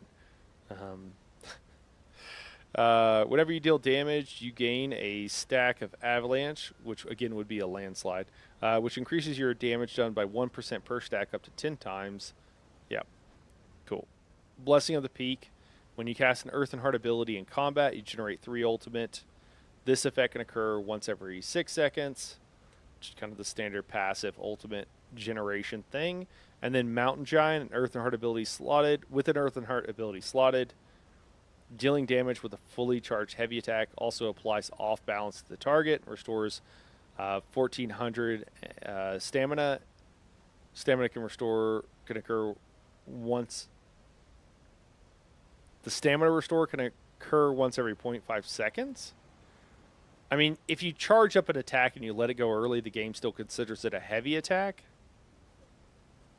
No, now I have landslide stuck in my head. Oh no, that's going to be there for a while, man. I'm sorry, newbies. Yeah, it should have been landslide. Yeah. Yeah, I mean, this is like really great for getting back a ton of stamina with heavy attacking. So they're making tanking easier. Get the extra armor. Yeah, I don't know. I like this. You know, you got Magma Fist if you still want it. You can still run Igneous. Earth Shield Mantle is a really good. They changed the name on it, but it's still a really good source of Major Resolve, as well as providing with an incredibly cheap heal. The shield will actually go up in value, so I think this is still a great. I think Earth and Heart will continue to be a really great tanking skill line. I don't see anything here for healers. I don't know what Petrify does now. We could pop over to another character. I've never thought Igneous Shield was amazing. There's no real reason to cast it now. I mean, you could use it for your passive ulti gen. It's not really worth it, generally speaking. So, It's good. There's nothing wrong with it. You got 2 core skills, 2.5 that you can use, and you get Magma Shell. No reason to run this at all on a healer. Like, 0 reason. The shield from Fragmented Shield was never really that good. The Major Mending, sure, it's decent, but it's just never been that great of a skill to use. There's certain situations where it could be pretty helpful, very, very situational, certain fights really, and so that's the problem. Like, it's not like you put it on your bar and you use it the whole trial or the whole dungeon. You use it for like one specific fight in that dungeon or trial, no other reason. Yeah. So, I mean, overall, I would say Ardent Flame has gotten a good enough buff that you could definitely, and you might see this being ran on healers. Absolutely. You don't need it necessarily. You could also run this on tanks. If you are running a full DK tank, you're still looking really good. Like, you're looking better than you were before. So that is definitely improved for those people who really want to stick with the flavor. They've added quite a few things that are going to make it really nice. I mean, we'd have to like look through every single skill and everything else to, like it's going to take some time. It's going to take some time for me to wrap my head around it, and probably all of us to like, what does the new meta look like? What does the new paradigm look like? I'm going to see if this guy has that skill leveled up. I think he might. I don't know for sure, but we're going to take a look. It's our tank. This is I changed the name on him, so I don't remember if it's the same one I've had forever. Yeah, we got it leveled. All right, what does Petrify do? We got Fossilize. Encasing an enemy in molten rock, reducing their movement speed by 50% for 1 second. Upon completion, the target is stunned for 4 seconds, or 8 seconds against monsters. Immobilize the target for 4 seconds after stun. So again, all that stun and stuff is not going to work on elite mobs, so it doesn't really help us generally. The stun cannot be blocked, so it's more of a PvP thing. Molten rock melts through the enemy's armor and applies minor breach and minor vuln for 17 seconds. Presumably that probably levels up to 20. Reduces armor and increases damage taken. There's other sources of that. I don't know. Minor breach for sure. Like, you just do that from an ice wall. Minor vuln, same deal. You're going to get that other places, I think. Then we got Shattered Rocks, so damage enemy and heals you when the stun ends. So it's like a damage morph. Yeah, cool.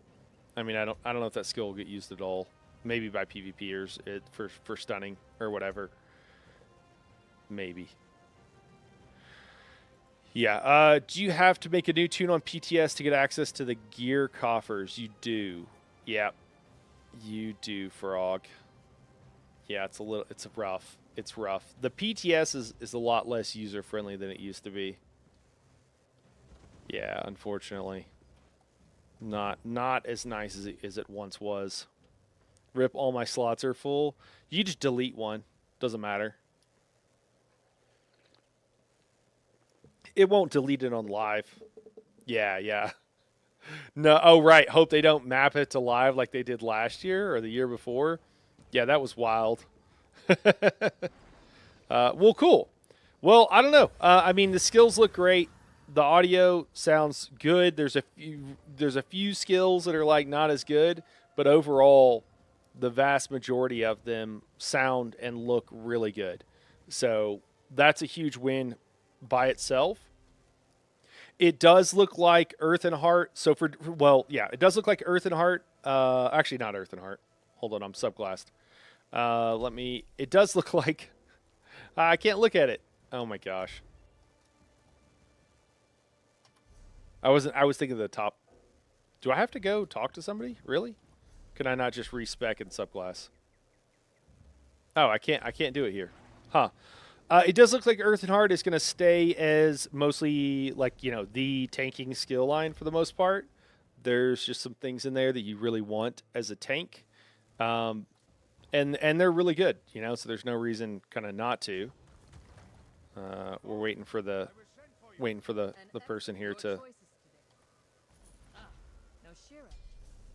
become a real girl. Cool.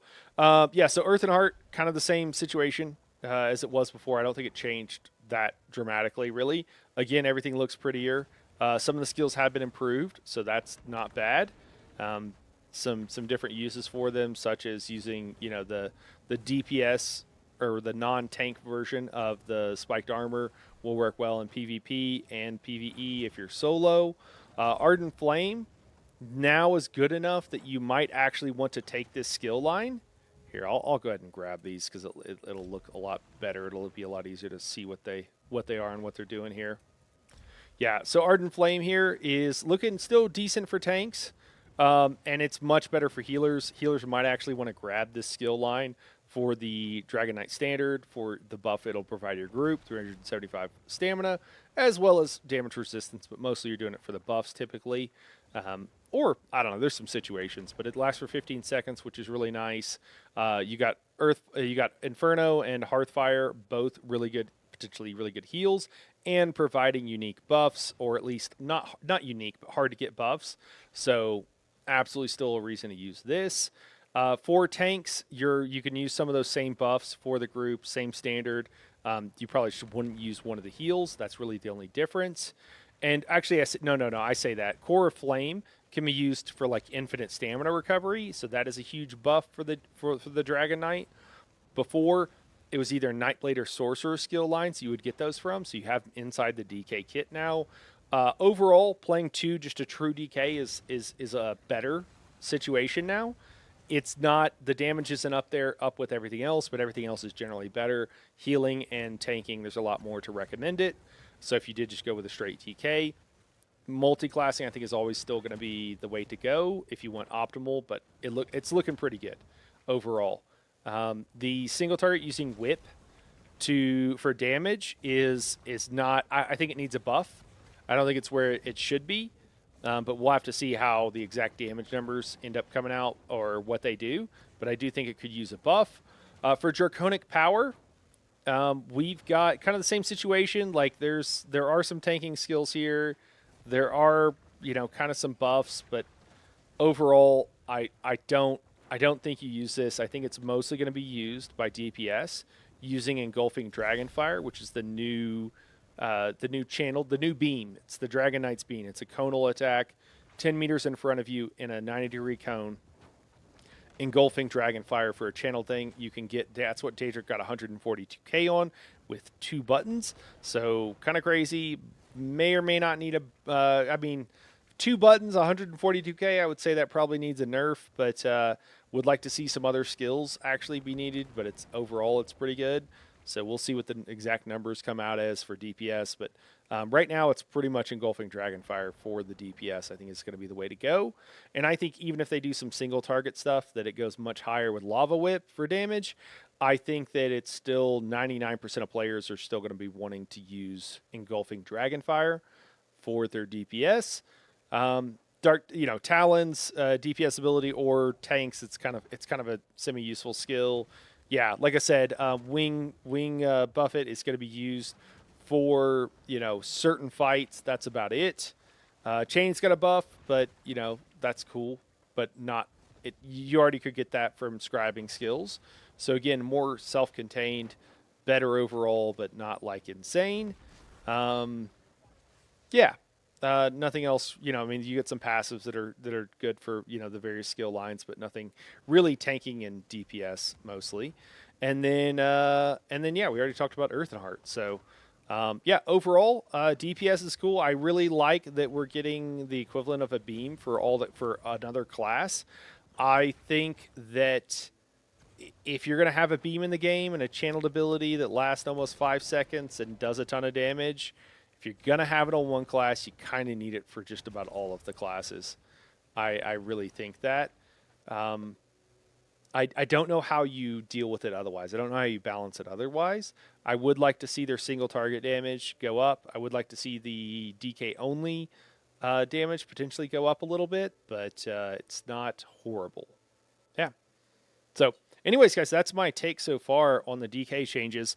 The night market, that stream was going to be tonight. That's going to be next week because they pushed it back to the 20th. I thought it was a Monday. I actually had a group all ready to go, and everybody was a little bit disappointed. But we'll try to get that next week when it comes out, and we'll check it out. For those who don't know, the night market, there's a 12-man boss essentially a mini trial, I guess. Maybe not quite. I don't know. We'll have to see. As well as some dungeon bosses as well. So maybe we'll try those out after with a smaller group. But yeah, we'll call it here for today, guys. And yeah, we'll see you guys. We'll see you guys later on in the week. I don't think we got anything else. But I appreciate everybody for tuning in. Mr. Krill, always a pleasure, man. Glad to hear from you and see your face. Frog, always a pleasure. Noomies, it's been a little bit, man. Glad to see you back. And for everybody, you know, Lyriel, hope you. Lyriel's poking her head back in. I know there's a lot of people that are just like, I'm just trying to see what's going on. Maybe there's some interesting stuff. Maybe I'll try this again. And I know a lot of other people too have chimed in. I appreciate Daedric and Miles for tuning in and offering their insights as well. Those guys know quite a bit. Daedric and a few other people were parsing and doing their thing. But Glenn, everybody else, appreciate you guys for Eye of the Magi. Appreciate all of you guys. Brian, Nani, Chicken, and who else am I missing? I know I'm missing at least one other person.